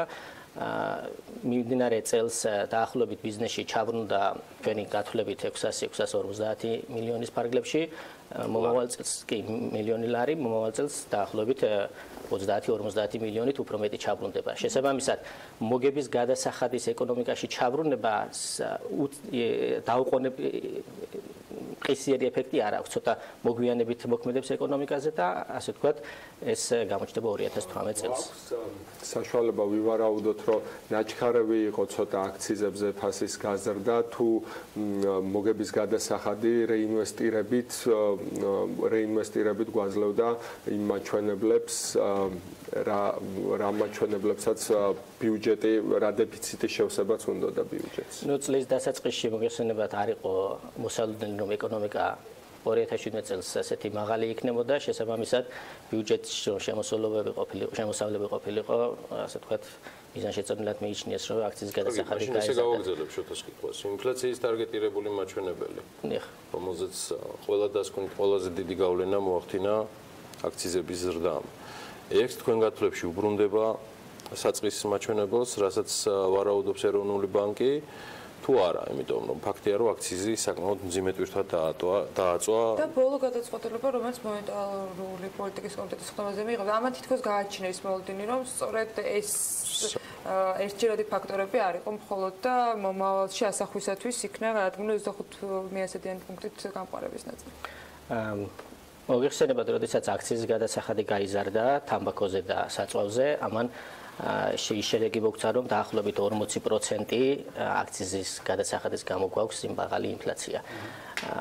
მიმდინარე წელს საშუალო ინფლაცია 6%-ის ფარგლებში არის მოსალოდნელი, ხოლო პერიოდის ბოლო 6.4%-ის ფარგლებში იქნება.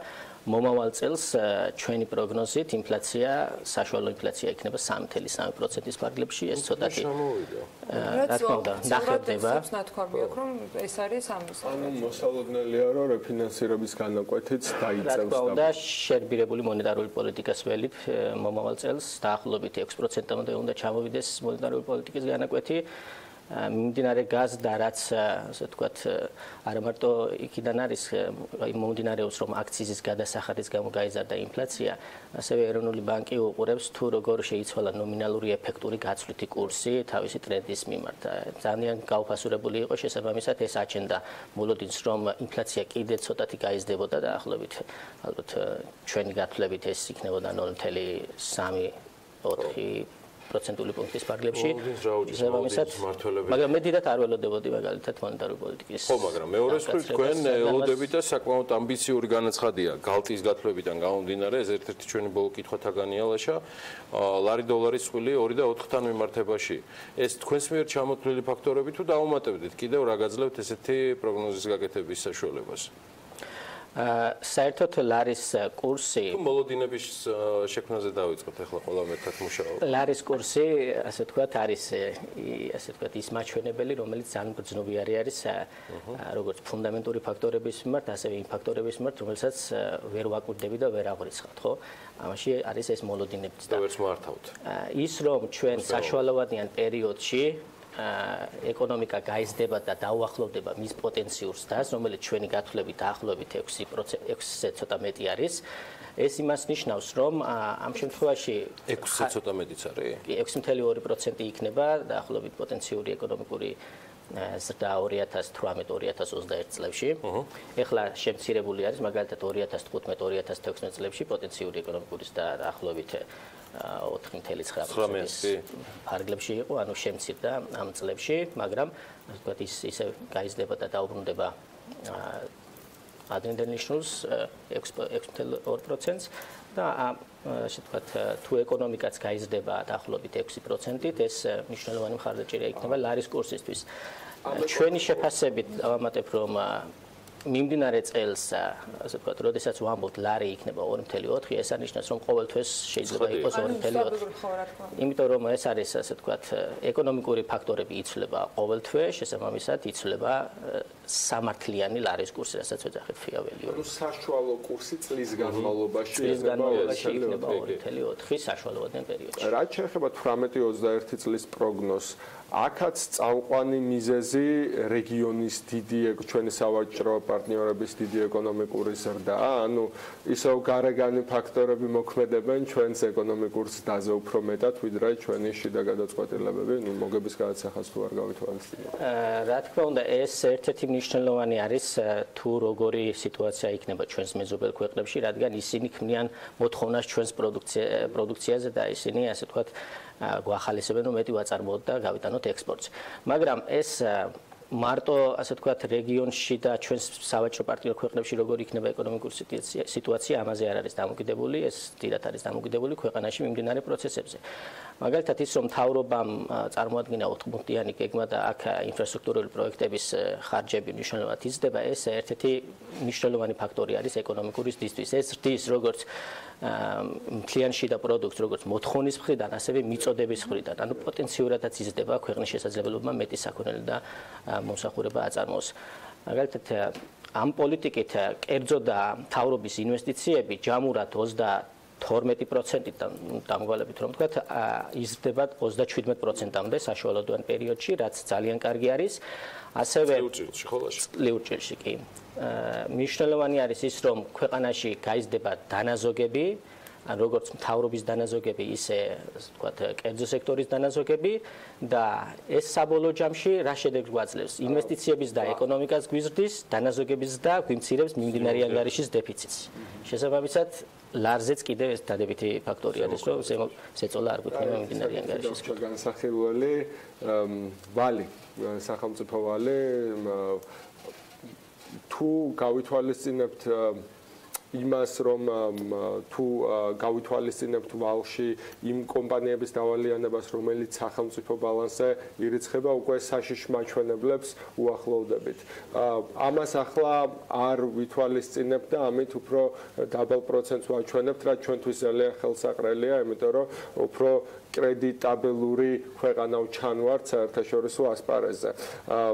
ამ მიმართულებით რა ასწავლეთ სახელმწიფო ვალის ზრდის ან შემცირების მიმართულებით და რამდენად ძიმედ დააწვება ამ ვალის უკვე დიდი ვალის მომსახურება ჩვენ ეკონომიკას მომავალ წლებში.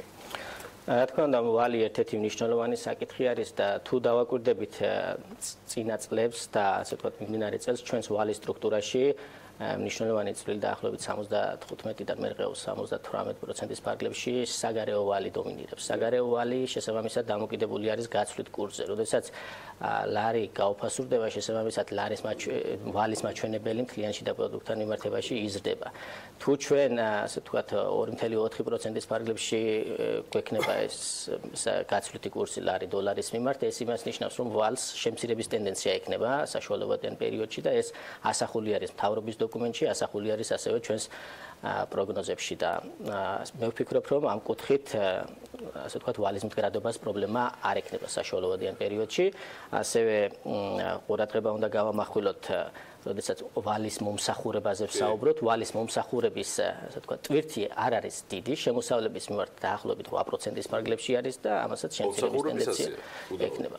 ანუ თუ ვალს კარგად გამოვიყენებთ ჩვენ და უფრო მეც გამომამუშავებთ, მაშინ ვალი ასე ვთქვათ ელით რომ ვალი გაიზრდება მომავალ წლებში. შემცირების ტენდენცია ექნება და დაახლოებით 40%-ის. აქვს მინდა რომ სამი მთავარი გამოწვევა დავასახელოთ პოტენციური ზრდის სრულად ასათვისებლად, რომელიც შეიძლება კონდეს ეკონომიკა. ეს არ არის აუცილებელი ლაშა იყოს მხოლოდ 2018 წრილში.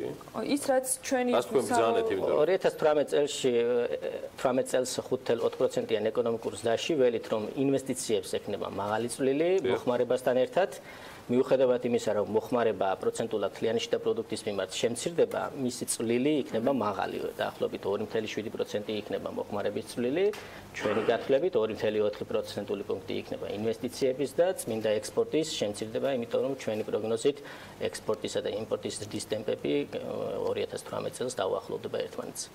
და გამოწვევები რჩება ის, რომ ასე ვთქვათ აი ეს უნდა გამართდეს, რომ ინვესტიციების წვლილი გაიზარდოს, ანუ მოგების გადასახადის რეფორმა რომ მოხდეს რეინვესტირება, ამ რეინვესტირებას უნდა კონდეს შედეგი ეკონომიკურ ზრდაზე და ასე ვთქვათ ეს აუცილებლად უნდა გამოვლინდეს 2018 წელს. ლაშა ქავთარაძე, galt-ის ეკონომისტი, სტუმრობდა დილიდან, მადლობა მას. მადლობ თქვენს. ანალიტიკისთვის, მადლობა galt-ის პარტნიორობისთვის მთელი ამ წლის განმავლობაში. ჩვენ მოკლე რეკლამაზე გავდივართ და სულ მალე არ გადაართოთ.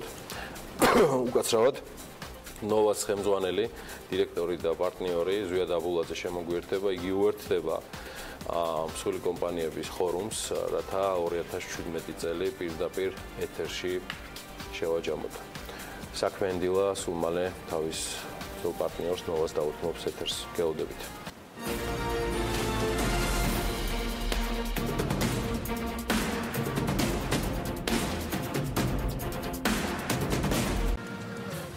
წლის ბოლოსკენ ბიზნესებთან ერთად 2017 შედეგების შეჯამებას ვაგრძელებთ. 2018 წლის დადგომამდე ჯერ ისევ მიმდინარე წელზე საუბრისას კომპანია ნოვას კვლავ სიახლეები აქვს, ახალი დანადგარები, გაზრდილი წარმოება და ფაქტობრივად ახალი ეტაპი, რომელიც ბათუმში წარმოების გაფართოებით დაიწყო. მიზეზი და კონკრეტული ფაქტები საკმაოდ ბევრია. მნიშვნელოვანია ის, რომ ჩვენ ვერ შემოვიფარგლებით მხოლოდ 2017 წელს საუბრით, რადგან ნოვას გენერალურ დირექტორთან ზვია დაბულაძესთან საუბარი სწორედ იმ სიახლეებით გაიხსნება, რომელიც 2017-ის ბოლოსკენ შედგა. დამდეგს გილოცავ დილამშვიდობის. გილოცავთ ასე ბატონო გიორგი, მივესალმებ თქვენს მოყურებელს, თქვენს გუნდს და მინდა 2018 წელი გაცილებით უკეთესი იყოს. ასეც იქნება საქართველოს. ბატონ ზვიად, არის მნიშვნელოვანი ამბები, რომელიც წარმოების გაფართოებას კვლავ უკავშირდება. საქმიანი დილა და ბიზნესმედია ტევ პირველზე მთელი წლის განმავლობაში იყო დაკავებული საკმაოდ ამბიციური აქტივობით, რაც ნოვას საქმიანობას უკავშირდება. ეს არ არის მხოლოდ ზრდა თვითონ კომპანიის, აქ საუბარია წარმოების ძირითად საშუალებების ზრდაზე, რაც თქვენ განუხრელად აანონსებდით წლის განმავლობაში, ახორციელებდით და წლის ბოლოსკენაც კიდევ სიახლეები აქვს. თხოვთ. დიახ, მინდა გითხრათ, რომ გასული წელი იყო თავისი საწარმოო ხაზების გაფართოებით ერთ-ერთი მნიშვნელოვანი ჩვენს კომპანიაში, რაც 2018 წლისთვისაც გაგრძელდება აუცილებლად. და ახალი სამუშაო წელს იგეგმება დაახლოებით 4 მილიონი ლარის ინვესტირება ამ მიმართულებით, რაც ინფრასტრუქტურისა და ახალი საწარმოო ხაზების შემოტანას უკავშირდება. არა, ახლა ამჯერად უკვე თბილისში, აღმოსავლეთ საქართველოში და ეს იქნება სრულიად ახალი ტიპის მეტალოგრამიტის სახურავის ხაზი, იგივე მეტალოპლასმასის პროფილების ახალი საწარმოო ხაზი, იგივე პროფილების სახურავის წარმოების ახალი ევროპული სტილის ხაზი და სხვა ბევრი აქსესუარებისა და თაბაშირმოყავის პროფილების ახალი ხაზები, რომლებიც საშუალებას მოგცემს წარმოების გაფართოების და უკავშირდება უფრო მეტ შემოსავლებს კომპანიაში და მეტ ეკონომიკას. საქართველოს ფარგლებსაც გასცით და დაარწმუნებულ რომ ახალი პროდუქტის მათ შორის გათვალისწინებული იქნება საექსპორტოდ. 2017-ის მთავარი ამ შემთხვევაში შეჯამებისას მთავარი მონაგარი რა არის? ეს უკავშირდება ახალ საწარმოო ხაზებს, რომელმაც რეალურად ძალიან ბევრით გაზარდა საწარმოო შესაძლებლობა? არა მხოლოდ საწარმოო შესაძლებლობა, მთლიანად კომპანიის შესაძლებლობები გაზარდა. მინდა გითხრათ, რომ 2017 წელი სადღაც 35%-იანი ზრდით დამთავრდება კომპანიისთვის. ეს ნიშნავს ქვეყნის ბიუჯეტში 210 მილიონი ლარის მობილიზებას და მინდა გითხრათ, რომ ამაზე მაშინ ძალიან დიდი წვლილი შეიტანა აწარმოო საქართველოს ფარგლებში 2 მილიონ დოლარიანმა სესხმა, რომელსაც ასევე ჩვენი სახსრებით დაემატა კიდევ 2 მილიონი დოლარი, რამაც მოგცა საშუალება, რომ სრულად განახლებული წარმოება გქონოდა ბათუმში. იყო 4 მილიონი დოლარის მოცულობის. 4 მილიონი დოლარის მოცულობის საწარმოო ხაზების, წარმოების განვითარებისა და ასევე იმპორტში ასორტიმენტის განვითარების. რამდენი პროცენტით გაიზარდა წარმატება ჯამში? კლient კომპანიის ბრუნვა გაიზარდა 2017 წელს 35%-ით.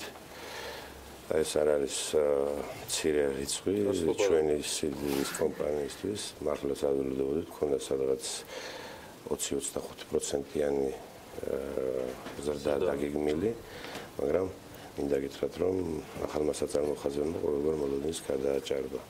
ჩვენ გასულ წელს მოგეხსენებათ კომპანია ნოვა იყო ორიენტირებული იმისათვის, რომ ბათუმში გახსნილიყო ახალი წარმოება, იგივე ჩვენი წარმოება ორი მიმართულებით არის პლასმასის მეტალოპოლიეთილენის აუზების წარმოება და ფერადი და მოტივებული თუნუქის წარმოება, დავამატეთ ახალი ფორმები, როგორც ადრე აღნიშნეთ, პოლიეთილენის აუზების ხაზებზე, რამაც მოგცა იმის საშუალება, რომ თითქმის წარმოება 24/7-ზე მუშაობდა მთელი წლის განმავლობაში და მაინც ვერ აუდიოდით მიწოდებას.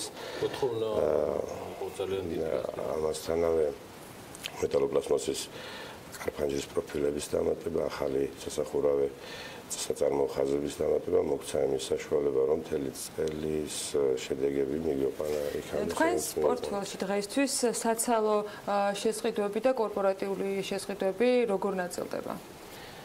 დაახლოებით ეს არის 70-20-ზე. ჩვენი კორპორატიული მომხმარებლები ჩვენს მთლიან ბრუნვაში იკავებენ 70%-ს, ხოლო საცალო მომხმარებლები 30%-ს. მინდა ამ მიმართულებით აღვნიშნო, რომ 2018 წელს კიდევ უფრო მეტი გვაქვს დაგეგმილი, რათა მთლიანად შევიდეთ ბაზარზე იმ მიმართულებით, რასაც საცალო მომხმარებლის გაზრდა ქვია 2019 წლის გაზაფხულისთვის უკვე და ამ მიმართულებით ვაუმჯობესებთ როგორც ბათუმში, ასევე თბილისში ინფრასტრუქტურას საბითუმო სადაწყობილ მეურნეობებს, რაც მოგცემს იმის საშუალებას, რომ ქალაქის ცენტრში არსებული, როგორც ბათუმში და თბილისში, მოამზადოთ ეგრეთ წოდებული თეილისთვის, რაც კიდევ უფრო გაზრდის ჩვენ შესაძლებლობებს, ხოლო ის ახალი საწარმოხაზები, რომელსაც ვაპირებთ შემოვიტანოთ, კიდევ უფრო გაგვიზრდის ექსპორტს 2018 წელში და მინდა გითხრათ, რომ 2017 წელი 2016 წელთან შედარებით დაახლოებით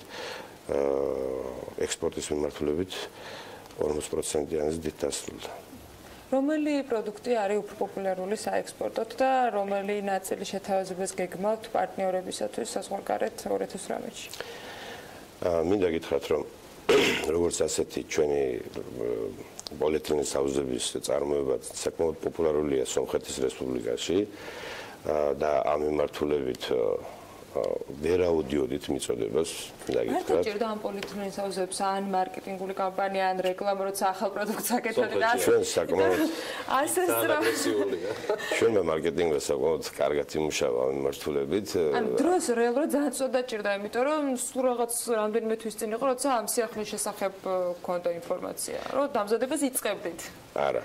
2014 წელს ჩვენ უკვე აუზების წარმოების ხაზი გამართული ქონდა, უბრალოდ ახალი მიმართულები დავამატეთ, ახალი ფორმები დავამატეთ და მინდა გითხრათ, რომ მარკეტინგული მუშაობა საკმაოდ ჩატარდა, არ ვიცი, მე მგონი ნახავდით კიდევაც ჩვენს კლიპს ამ მიმართულებით ქონდა 700,000-ზე მეტი ნახვა. ეს არის სომხეთის ექსპორტი. სომხეთშიც მინდა გითხრათ, რომ კომპანია იყო. აი, ამის თარგმანი გაკეთა სომხურ ენაზე და სომხეთშიც დაექსპორტა ჩვენი მარკეტინგული ნამუშევარი. და გავუშვა ეს ყველა ვარიანტში. კი ბატონო. ძალიან საინტერესო. მარკეტინგი თუ თქვენთვის საინტერესოა. ბატონო, ესეთი კითხვა.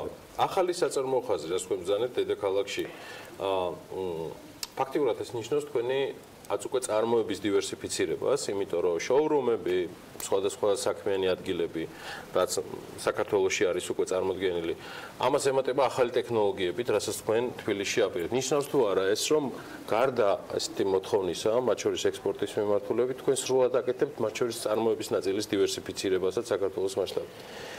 კი, მინდა გითხრათ, რომ მიუხედავად იმისა, რომ ძალიან ბევრი საწარმოხაზი დავამატეთ ბათუმში, მოთხოვნა იმენად დიდი იყო, რომ ჩვენს მომხმარებელს ხშირად 3 და 4 დღის მოცდა უწევდა იმისაც, რომ მიიღო სახლისთვის სახურავი, ასევე აუზები და ასე შემდეგ. აქედან გამომდინარე, ხო, მაგრამ ეს არ სურს კომპანიას, რომ ჩვენ გვინდა, რომ ჩვენს მომხმარებელს როგორც ყავდა მიჩეული აქამდე, სულ რაღაც დღეს რომ შევიკეთო და ხვალისთვის მიგვეწოდებინა და აი ამ რეჟიმის აღდგენისთვის ვამატებთ ამ ხაზებს, ეგრეთ წოდებული ნონ-სტოპი ქვია, პროფესიონალის საწარმოხაზს, რომელიც გაუჩერებლივ რეჟიმში მისი მჭრელი დანა, ანუ სახურავის დანა, რომელიც სახურავის ჭრის მიყვეს თან გამოშვებას, რაც იმას მოგცემს, რომ წუთში გამოუშვათ 40-50 კვადრატული მეტრი სახურავი ერთ წუთში. ეს ახალი ხაზი. რაც შეეხება მეტალოკრამიტის მიმართულებით, სრულიად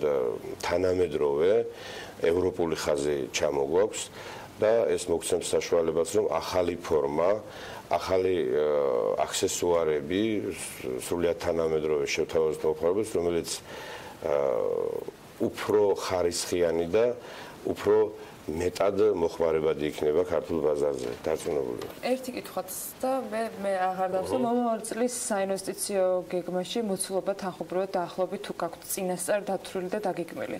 და კიდევ გჭირდება თუ არა ამ შემთხვევაში დახმარება ან თქვათ რომელიმე პროგრამის ან თუ უკვე თქვენით დებთ სრულად ინვესტიციას? მინდა გითხრათ, რომ ჩვენ ყველა იმ პროგრამას, რომელიც წარმოებაზეა მიმართული საქართველოში, აუცილებლად ვითვისებთ. ახლა ამ შემთხვევაში EBRD გვეხმარება ამ ახალი საწარმოხაზების გამართვაში და მინდა გითხრათ, რომ EBRD ამ მიმართულებით ჩვენ გამოგვიყო $700,000 და ეს არნიშნავს მხოლოდ თანხის გამოყოფას, აქვე ეს არის შეღავათიანი სესხი, რაც საწარმოხაზების გაზრდის შემთხვევაში 15%-იან ღირებულების 15%-ის უკან დაბრუნებას გულისხმობს. აქვე მინდა გითხრათ, რომ უკვე კომპანიამ 2017 წელში განახორციელა უკვე საკმაოდ დიდი ინვესტიცია ინფრასტრუქტურის მიმართულებით, ეს არის $4 მილიონი. გურამიშვილის მიმდებარე ტერიტორიაზე შევიძინეთ 24000 კვადრატული მეტრი ფართი, სადაც უნდა მოხდეს ახალი საწარმოოს გაფართოება და ასევე საბითუმო სასაწყობლო მეურნეობის გამართვა და ამ მიმართულებით უკვე ჩვენ დაწყებული გვაქვს მისაო მუშაობა და ბოდიში მოგიხარეთ ბატონო გიორგი, ჯამური მოცულობა ინფრასტრუქტურისა და საწარმოო ხაზების მიმართულებით მომავალი წლისთვის იქნება დაახლოებით 10 მილიონი ლარი. ისა მიღებულია, მადლობა, მაგრამ კითხვა ბოლო არის შემდეგი. აწარმოე საქართველოსთან ერთად ჩვენი ბოლო შეხვედრისას ჩვენ ვისაუბრეთ ნოვას აგრესიულ საექსპორტო გეგმაზე, მაგრამ მიღმა ყველაფრისა, რასაც თქვენ ყვებით ტრაფიკს მოთხოვნისა, რომელიც ძალიან გაზრდილია, ჩემი კითხვა შემაჯამებელი შემდეგია. როგორ გადალაგდა იმპორტის თემა საქართველოში და რამდენად აგრესიულად დაიკავა ნოვამ ადგილობრივი ბაზარი იმ დონეზე და როგორ არის თქვენი დათვლით სტატისტიკა შემცირებული იმპორტისა თუ დარჩა საერთოდ? მე მინდა გითხრათ, რომ ჯერ კიდევ კი არა, ალბათ ძალიან დიდხანს იქნება ის ნედლეული, რომელიც მოიხმარება ჩვენს კომპანიაში. ეს არის სასახურავი მასალები და პოლიეთილენის ფხვნილი. მთლიანად მისი იმპორტი ხდება და ამის ჩანაცვლება ერთი ნავთობპროდუქცია, მეორე რკინის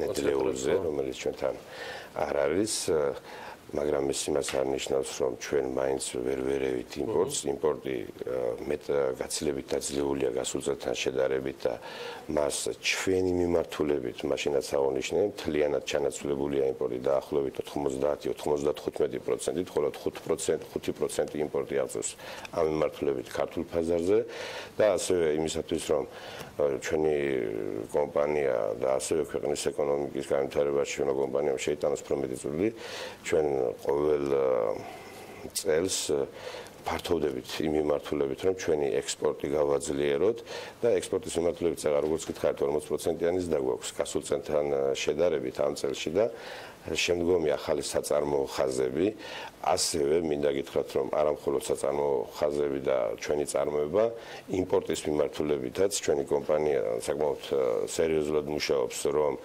ნოვა გახდეს რეგიონალური ჰაბი თუნუქის რულონების მიწოდებაში. ჩვენ ასევე გვინდა რომ შევიდეთ აზერბაიჯანის ბაზარზე ამ მიმართულებით და ერთგვარი ცენტრი იყოს ნოვა კავკასიაში იმისთვის, ვისაც ამ მიმართულებით საწარმოო ხაზები აქვს და ეს ნიშნავს საკმაოდ დიდ ინვესტიციას დაახლოებით ადგილზე უნდა ელაგოს 10 მილიონი ლარის პროდუქცია ამ მიმართულებით და ჩვენ დროში სწრაფად და ახლოს მიმართულებით წარმოებებს ვაჯობოთ ფასში და ეგრეთ წოდებული ტრეიდერული ადგილი ნიშა დავიკავოთ ჩვენს რეგიონში. 95%-იანი ჩანაცვლება იმპორტის. დაახლოებით საუბარია $700,000 ხელშეკრულებაზე EBRD-სთან. რეგიონალური ჰაბის ამბიცია, რაც ნიშნავს 10 მილიონიან სტოკს საქართველოში, რამაც უნდა უზრუნველყოს ნოვას გამართული მუშაობა, როგორც ჰაბის სამყარო მოთამაშისა. Cashback-ის კიდევ ერთხელ უბრუნდებით ძალიან მაგარ პროგრამას EBRD-სთან, რომელიც აითვისა ნოვამ და რაც თავარია ჯამში წინასწარ ეს ყველაფერი 10 მილიონიან საინვესტიციო ღირებულებას უყურებს, რომელსაც ნოვა მხოლოდ ნოვა 2018-ში განახორციელებს. ეს იყო ზვიად აბულაძე, კომპანია ნოვას გენერალური დირექტორი და მმართველი პარტნიორი. მადლობა და წარმატებები ბატონ ზვიად. დარწმუნებული ვარ ამ და სხვა ეთერებით კიდევ ბევრს გავიხარებთ ნოვას წარმატებებით, რომელიც ჩვენ თვალწინ და ჩვენთან ერთად იზრდება. მადლობა თქვენ და ერთს დავამატებთ გამორჩა ბოდიშით ნოვამ მიმდინარე წელს ISO 2015-ის სერტიფიკატი აიღო ხარისხის მენეჯმენტის მიმართულებით და ჩვენ ძალიან ბევრი რამე შევცვალეთ კომპანიის როგორც სტრუქტურაში, ისე მართვაში და მომავალი წლიდან მე აღარ ვიქნები კომპანიის გენერალური დირექტორი, ვიქნები სამეთვალყურეო საბჭოს თავმჯდომარე და კომპანიას მომართავენ ის ახალგაზრდა ადამიანები, ჩვენი გუნდი, რომელიც კომპანიაში აქამდე დიდი ხანია მუშაობდა. წარმატებას გისურვებთ და წარმატებას უსურვებთ ახალ თაობას. Რა ახალ თაობას, მაგრამ მაინც რუხის სავაჭრო მრავალფუნქციურ სავაჭრო ცენტრთან დაკავშირებით კი საინტერესო რეპორტაჟი გაქვს მომზადებული, რომელიც საერთო ჯამში 5 ჰექტარზეა გაშენებული, თავისი ფუნქციონირების განმავლობაში კი 200-მდე სამუშაო ადგილი შექმნა მოახერხა. Ამასთან პროექტის სტრატეგიული ადგილმდებარეობიდან გამომდინარე, მომავალი წლიდან ადგილზე იგეგმება მრავალი სიახლე. Კიდევ უფრო მეტ დეტალზე ანუკა ჯოხაძე შემოგვიერთდება და ის პირდაპირ ეთერში გაგვესწრებს, ანუ კი დილამშვიდობის. დილამშვიდობის, ანა, მოგესალმებით თქვენ და მივესალმები ასევე ჩვენს მაყურებელსაც, რომელსაც პირველ რიგში მინდა მოუყვე იმ სიახლეებზე, რომელსაც სულ მერე რუხის სავაჭრო ცენტრი ადგილობრივებს და არა მარტო მათ შესთავაზებს რუხის ტერიტორიაზე მდებარე მოლი მომავალი წლიდან სავაჭრო მიმართულებას, საგანმანათლებლო და გასართობ სერვისებსაც დაამატებს, როგორც ადგილზე ვიგებთ საგანმანათლებლო კუთხით ცენტრმა სულ ცოტა ხნის წინ ინოვაციებისა და ტექნოლოგიების სააგენტოსთან გააფორმა ხელშეკრულება, რომლის ფარგლებშიც ახალგაზრდებისთვის ტექნოპარკი შეიქმნება. გარდა სავაჭრო მიმართულებებისა ძალიან მნიშვნელოვანია, რომ ჩვენ დავიწყეთ მუშაობა საგანმანათლებლო მიმართულებით, რაც ერთ-ერთ მაგალითს წარმოადგენს taggart-ი მოტორსი, სადაც დუალური განათლების პროგრამის ფარგლებში ხორციელდება ადამიანთა გადამზადება, რაც ძალიან მნიშვნელოვანია ახალგაზრდებისთვის, რომლებიც სრულად უფასოდ იღებენ შესაბამის განათლებას. ასევე ცოტა ხნის წინ ხელშეკრულება მოვაწერეთ ხელი ინოვაციებისა და ტექნოლოგიების სააგენტოსთან, რაც გულისხმობს პროგრამირების საკითხებში, ბიუჯეტირებისა და ფინანსების საკითხებში სრულად უფასო ასევე მიმართულებას, რის მხარდამჭერიც არის ასევე USAID და მსოფლიო ბანკი. ამასთან სამომავლო პროექტებში ასევე გასართობი ახალგაზრდული ცენტრის გახსნაც იგულისხმება, რომელზეც მოლაპარაკებები კერძო კომპანიებთან უკვე მიმდინარეობს. როგორც სავაჭრო ცენტრის დირექტორი დავით მაჭავარიანი ჩვენთან საუბრისას აღნიშნავს, ამ ორი პროექტის განხორციელება მომავალ წელს დაიწყება. მუშაობთ დამატებითი მიმართულებით, რაც შეიძლება საინტერესო იყოს სავაჭრო ცენტრის განვითარებისთვის. უნდა აღინიშნოს გასართობი მიმართულება, როგორც ბავშვთა გასართობი კუთხით, ასევე ზრდასრულთა და მოზარდთა გასართობი კუთხით. ეს შეიძლება იყოს გარკვეული ატრაქციები, ასევე შეიძლება იყოს ბარი და ასე შემდეგ, რომელიც ინოვაციური იქნება და განსხვავებული, რომელიც დაემატება რეგიონში და შესაძლებლობა ექნება თითოეულ ადამიანს ისარგებლოს ამ სერვისებით. რუხის სავაჭრო ცენტრში ახლა დასაქმებულია 150-დან 200-მდე ადამიანი. ამასთან უკვე გაიხსნა 40-მდე მაღაზიაც. როგორც იქ მოვაჭრეები გვეუბნებიან, მოთხოვნას პროდუქციაზე ნამდვილად არ უჩივიან. უფრო მეტიც ისინი გაფართოებასაც გეგმავენ. მოთხოვნა პროდუქციაზე, მოკლედ გაყიდვები ნორმალური არის, ჩვენს მაღაზიაში ნორმალურად არის, ესე იგი უფრო მეტად არის ფასდაკლებები და აქციები ტარდება დევნილ მოსახლეობაზე. აქცენტი გაკეთებული გვაქვს იმ მხრივ, რომ იქ როდესაც საზღვარზე გადადიან, იხდიან თანხას პროდუქციის გადატანაზე, საბაჟო არსებობს და აქედან გამომდინარე ვითვალისწინებთ დევნილი მოსახლეობის ამ სიტუაციას, აქედან გამომდინარე ფასდაკლება მეტია დევნილ მოსახლეობაზე. სადღაც თითქმის 500 ლარს ზემოთ ნებისმიერ პროდუქციაზე, სადღაც 50 ლარიდან 80 ლარამდე ფასდაკლებები ხდება ჩვენს მაღაზიაში. ჩვენ ადგილზევე შევეცადეთ გაგვეგო, რამდენად ხშირად სტუმრობენ მომხმარებლები რუხის სავაჭრო ცენტრს და რამდენად მოსახერხებელია მათთვის სავაჭრო ცენტრის ადგილმდებარეობა. Почти ყოველდღე დავდივარ აქ. სამუშაო მიწყობს ხელს, გავიარო, გამოვიარო. შესაძლებელია ყველასთვის, როგორც ასეთ პროდუქტია ხარისხიანი ყველაფერი ნორმალურ ფასებში. ვინც მოდის, უკმაყოფილი არავინ გადის. ეს ყველასთვის ვახერხებულია, ეს ქალაქი აგვიშენეს და ჭაობი იყო. მარტო რესტორანი იყო, მეგობრობა ერქვა, იმას ის იყო იმ დროის გაკეთებული და ისიც დაინგრა. იაფორიაკების დროს დაანგრიეს გატეხეს ეს ქალაქი აგვიშენეს და ცენტრი გახდა ეს ადგილი. რუხი მოლი 2016 წლიდან ფუნქციონირებს. მომხმარებლებს ერთ სივრცეში შეუძლიათ იხილონ ისეთი პროდუქცია, როგორიცაა ავეჯი, საყოფაცხოვრებო ტექნიკა, სამშენებლო მასალები, ადგილზევე ფუნქციონირებს ორი კაფე. ამასთან ამავე სივრცეშია განთავსებული საზოგადოების მომსახურების ცენტრიც. მომავალი წლიდან რუხის სავაჭრო ცენტრი ერთიანად გეგმავს სავაჭრო სივრცესთან ერთად მოიცვას ისეთი მიმართულებები, როგორებიცაა გასართობი, საგანმანათლებლო და სოციალური, რაზეც უფრო კონკრეტულად ინფორმირებულები მომავალი წლის დასაწყისში ვიქნებით. სამბავი გამოგრჩება და რა თქმა უნდა ბიზნეს მედია საქართველოს თვალყურის მადევარებს როგორც სატელევიზიო ეთერებში ასევე გვერდზე სხვა ბიზნეს სიახლეებით ეს ინფორმაციაც დროულად ექნება 2018 წელს კიდევ ბევრი საინტერესო ამბავი გვხვდება მაგრამ ჯერ ისევ 2017-ში რეკლამის შემდეგ მაიასი და მოინცის შემაჯამებელი რუბრიკის დრო დგება რამდენიმე წუთში დაგებრუნდებით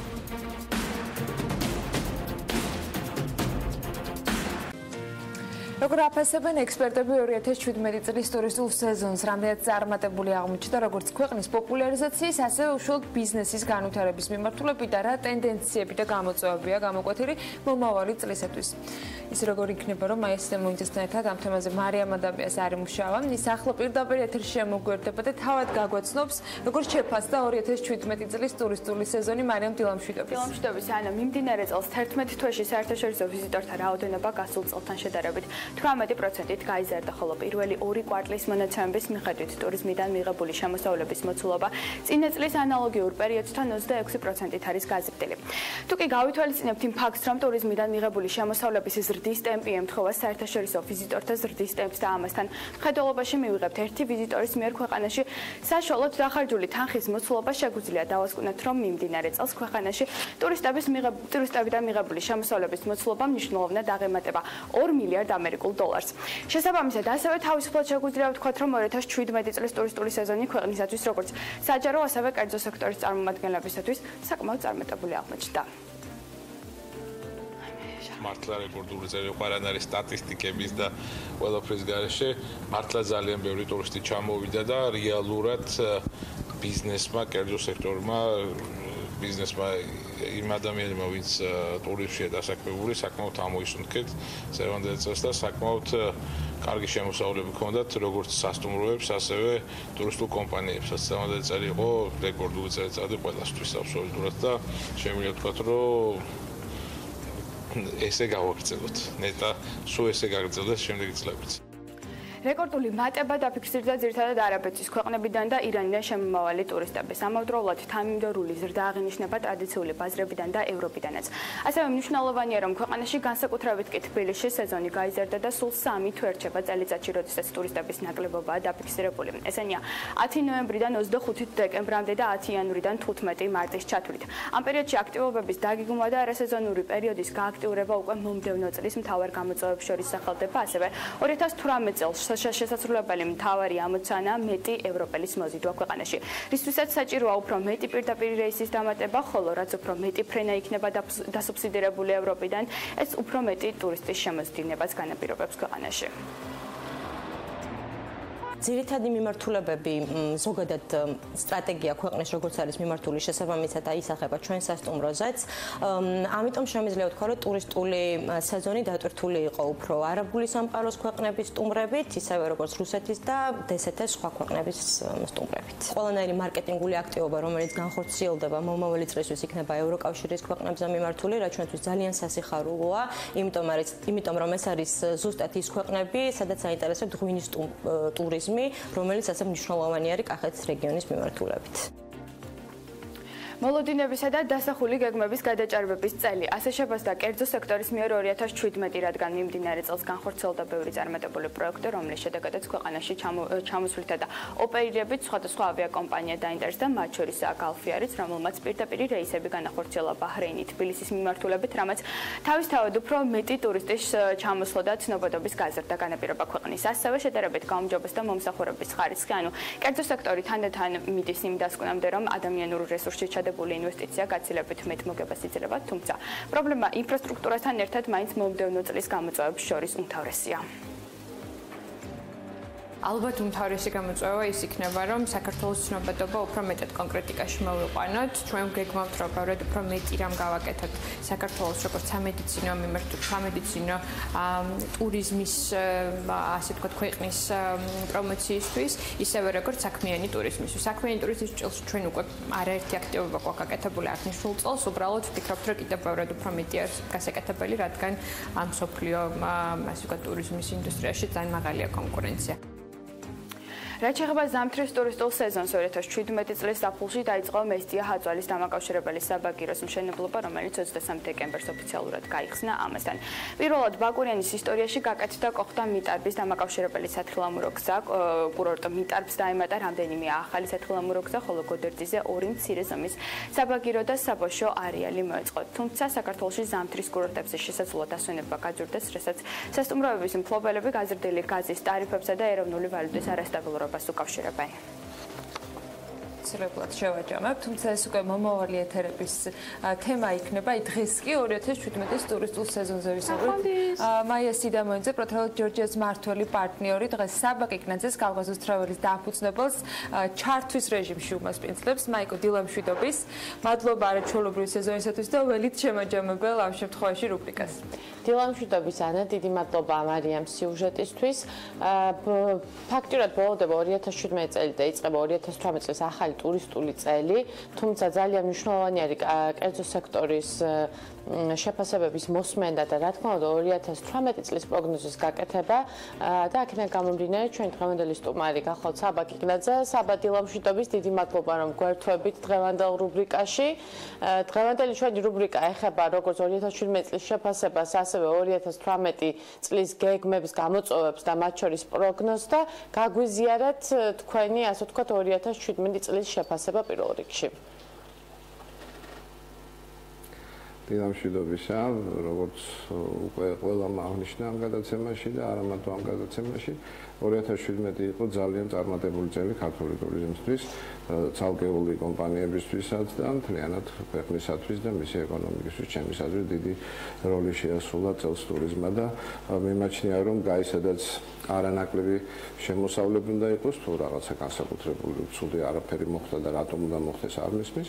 ასე რომ დარწმუნებული ვარ, რომ ეს ტენდენცია შენარჩუნდება, შეიძლება ტემპი ისეთივე დიდი არ იყოს, იმიტომ და არ იყოს 26 ან 20 ან 30%, მაგრამ ამის შენარჩუნება და თუნდაც 10-15%-ის და დიდი წარმატება იქნება ქართული ტურიზმისთვის. რაც შეეხება ერთი წლის პერიოდში გადაწყვეტად პრობლემებს მომავალი სეზონისთვის არც დარჩა ერთი წელი, ნახევარი წელი დარჩა ჩემის აზრით. რაღაცები სასიკეთოდ შეიცვალა, სამთო კურორტები გაცილებით განვითარებულია, გაცილებით მეტი ენერგია და ფული და შრომა ჩაიდო სამთო კურორტების კეთილმოწყობაში და ამას უეჭველი ექნება თავისი გამოძახილი წლევანდელ ზამთრის სეზონზე. იმედია თოვლის გვექნება და ცოტა უკვე არის. მაგრამ ერთი მთავარი ჩელენჯი, ანუ მთავარი გამოწვევა, რაც მიმაჩნია, რომ ქართულ ტურიზმს გაისად ექნება და ამის გადაწყვეტაზე უნდა ვიზრუნოთ, არის გარკვეული შიფტი აზიიდან, რასაც სულს მე არაფერს ხედავ აზიის ტურების მიღებაში, ევროპისაკენ. ჩემის აზრით, შეიძლება ხარისხობრივად უფრო მეძე ვიფიქროთ და უფრო ხარისხიანი და უფრო მაღალი სერვისზე გათვლილი ტურისტული ინდუსტრიის ჩამოყალიბებისკენ ავიღოთ გეზი, მით უმეტეს თუ ამის მოთხოვნის გაზრდას. როგორ ფიქრობთ, ჩვენი და ქვეყანაში არსებული ტურისტული პროდუქტებიდან გამომდინარე, რომელ ახალ ბაზრებზე შეიძლება მუშაობა უკვე მომავალი წლიდან გარდა შუა აღმოსავლეთის და აზიის ქვეყნების? როგორც ყოველთვის იყო შესაძლებელი მუშაობა ევროპის, დასავლური ქვეყნების, ამერიკის, მთელი მსოფლიოს ბაზრებზე და ამისთვის საკმარისი პროდუქტი გვაქვს და თავარი არსებობდეს მატება მოთხოვნის და შეთავაზებაც ყოველთვის ადგილზე იქნება. უბრალოდ მე რაღაცნაირად მგონია, რომ გარკვეულად დევალვაცია განიცადა ხარისხმა, იმიტომ რომ აზიიდან ჩამოსული სტუმრების ინტერესების სფეროში არ არის, ასე ვთქვათ, ის ტრადიციული პროდუქტი ან ის, ასე ვთქვათ, ეფექტური პროდუქტი, რომელიც საქართველოს შეუძლია შესთავაზოს. ეს არის ღვინის ტურიზმი, ეს არის კულტურული ტურიზმი, ისტორია, არქეოლოგია, ადამიანური ურთიერთობები, იმიტომ რომ ძირითადად ამ ქვეყნებიდან ჩამოსულების მთავარი ინტერესი შოპინგი და ასე ვთქვათ, პრინციპში შოპინგია და დიდად ჩვენი კულტურული ძეგლებით, ასე ვთქვათ, ტრადიციებით დაინტერესება არ არის. ამაში ცუდი შეიძლება არაფერი არ იყოს, იმიტომ რომ ფულს ტოვებს და მეურნეობის, მაგრამ ჩვენ არ დაგვაწყდეს, რომ ტურიზმი შეუძლია არა მარტო ეკონომიკური, არამედ პოლიტიკური და ბევრი სხვა ამოცანების გადაჭრა, სოციალურიც და პოლიტიკურიც. და აქედან გამომდინარე, ისეთი ქვეყნისთვის, რომლის ცნობადობა სოფლიოში არ არის, ასე ვთქვათ, ძალიან მაღლა, საქართველოში ძალიან მნიშვნელოვანია, რომ წარმოჩნდეს სოფლიოში როგორც კულტურული, როგორც ბუნებით მდიდარი და ადამიანური ბუნებით მდიდარი ქვეყანა. ამიტომ ჩემი აზრით, ჩვენი ფოკუსი მეტი უნდა იყოს არა იქეთ, საიდანაც flow, ანუ ნაკადები ავტომატურად კარგად მოდის, არამედ იქეთ, სადაც ცოტა დახმარება ჭირდება და ეს არის ევროპა.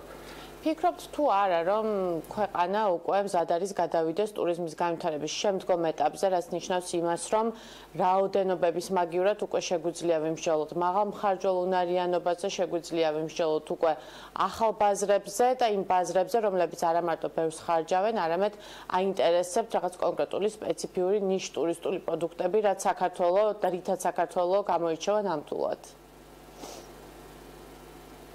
ეჯგარეშე პასუხი თქვენს ჩამოყალიბებულ კონცეპტუალურ კითხვაზე არის დადებითი და მიმაჩნია, რომ სწორედ ამას უნდა ვაკეთებდეთ, ეს უნდა გვეკეთებია ყოველთვის, თუმცა მოხდა ისე, რომ რაღაცნაირად პოპულარობა მოვიპოვეთ ახლო ბაზრებზე, ანუ შედარებით ახლო ბაზრებზე და აზიურ ბაზრებზე, რაც ცუდი არაფერი არ არის, მაგრამ რასაკვირველია, ჩვენი სტრატეგიული მიზანი ყოველთვის უნდა ყოფილიყო და იყო და უნდა იყოს ის, რასაც თქვენ ბრძანებთ.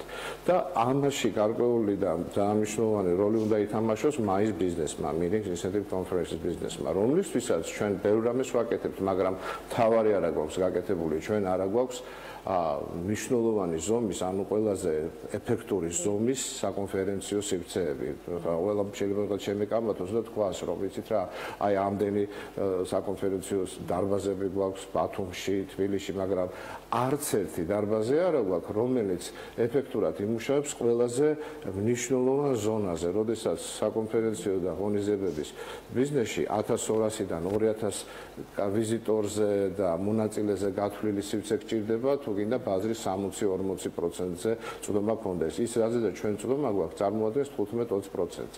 და ასეთი სივრცის არსებობისას კონგრეს-ჰოლის, საკონფერენციო დიდი დარბაზების ან ჯიბეებიანი დიდი სივრცის, სადაც 1200-2000 კაცს გავაჩერებდით, ასეთი სივრცის არსებობისას ჩვენ შეგვეძლებოდა გაცილებით მეტი ადამიანი მოვიზოდოთ და საკონფერენციო და ტურიზმის თვალსაზრისით და გავასწოროთ ის ნაკლებად კუზიანი, მაგრამ მაინც კუზიანი სეზონები.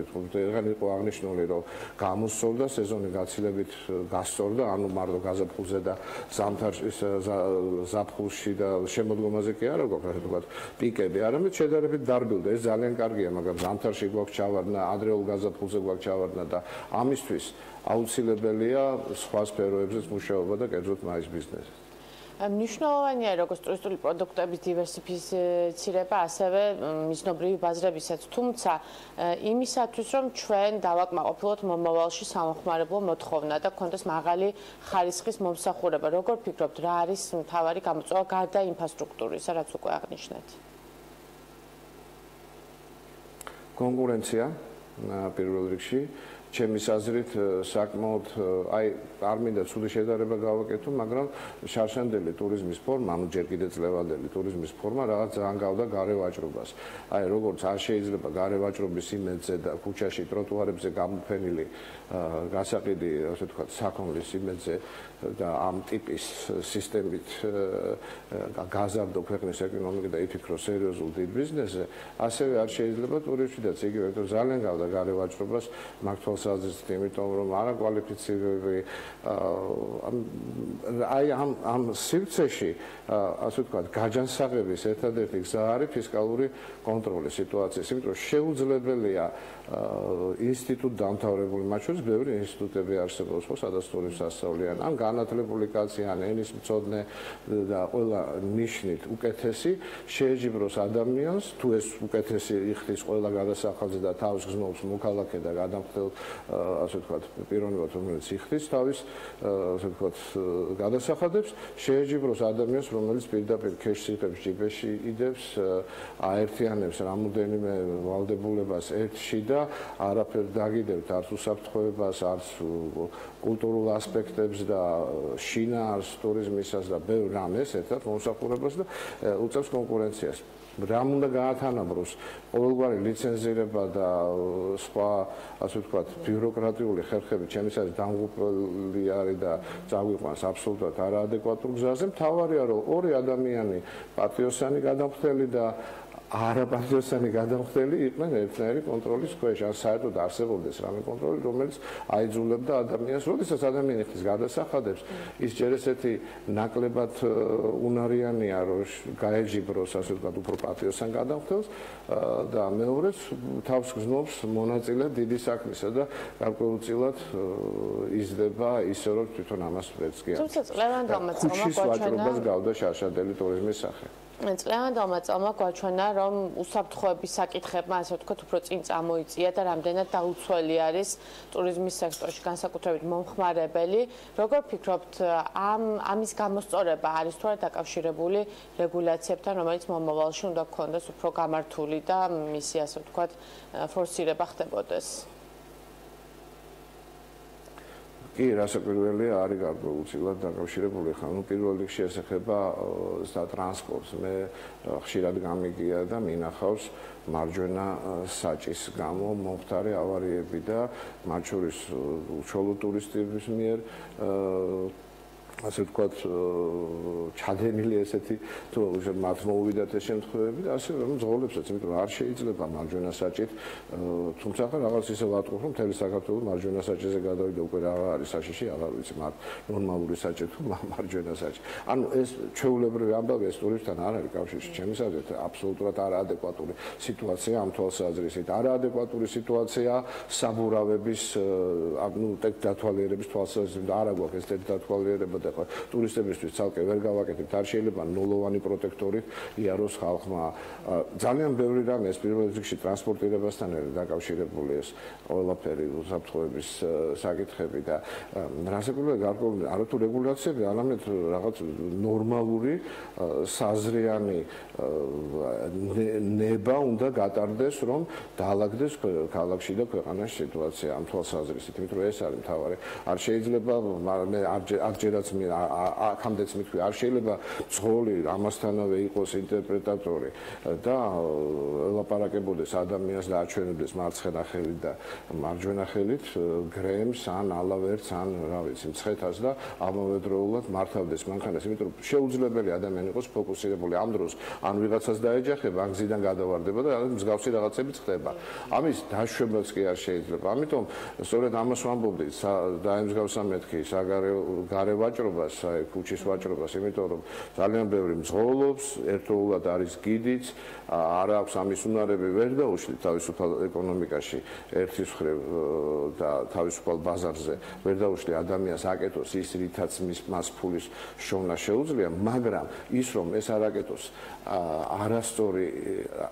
არასწორი იარაღით გადაადგილების საშუალებას გულისხმობ ან არასწორი ფორმით, ამის დაშლა შეიძლება და ამის გაკეთება აუცილებელია. და ბოლოს როგორი იქნება თქვენი პროგნოზი 2018 წლის?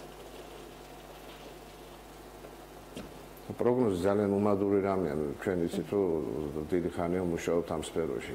ძალიან ბევრი რამეზეა დამოკიდებული და ყოველთვის არის თუ ჩემის აზრით, თუ იქნება მშვიდობა რეგიონში, თუ იქნება მშვიდობა საქართველოში და უნდა იყოს, იმედია მეორე დანამტვილებით, მაშინ რასაკვირველია ისევ იქნება ზდა და ჩემის აზრით იქნება უკეთესი წელი და ეს წელი იქნება უფრო დაღვინებული, უფრო ხარისხისკენ მიმართული, იმიტომ რომ დარწმუნებული ვარ ამ ეიფორიიდან გამოვალთ და თვითონ ეიფორიის, ასე ვთქვათ, ეიფორიაში ჩართული საზოგადოებას და ტურიზმის მიწოდების სერვისიც გაცილებით გამოცდილი და დაალაგებული შეხვდება შემდეგს და გაიაზრებს თავის შეცდომებს თუ პლუსებს თუ ყველა ადამიანს აქვს ჩემის აზრით სურვილი გაიზარდოს და დარწმუნებული ვარ თუნდაც ის ეგრეთ წოდებული ქუჩის ვაჭრობის ტიპის შემთავაზებლებიც გაიზარდნენ და უკეთესები გახდებიან გაისად და გამოვლენ ამ ტროტუარებით ვაჭრობის ასე ვთქვათ სინდრომიდან.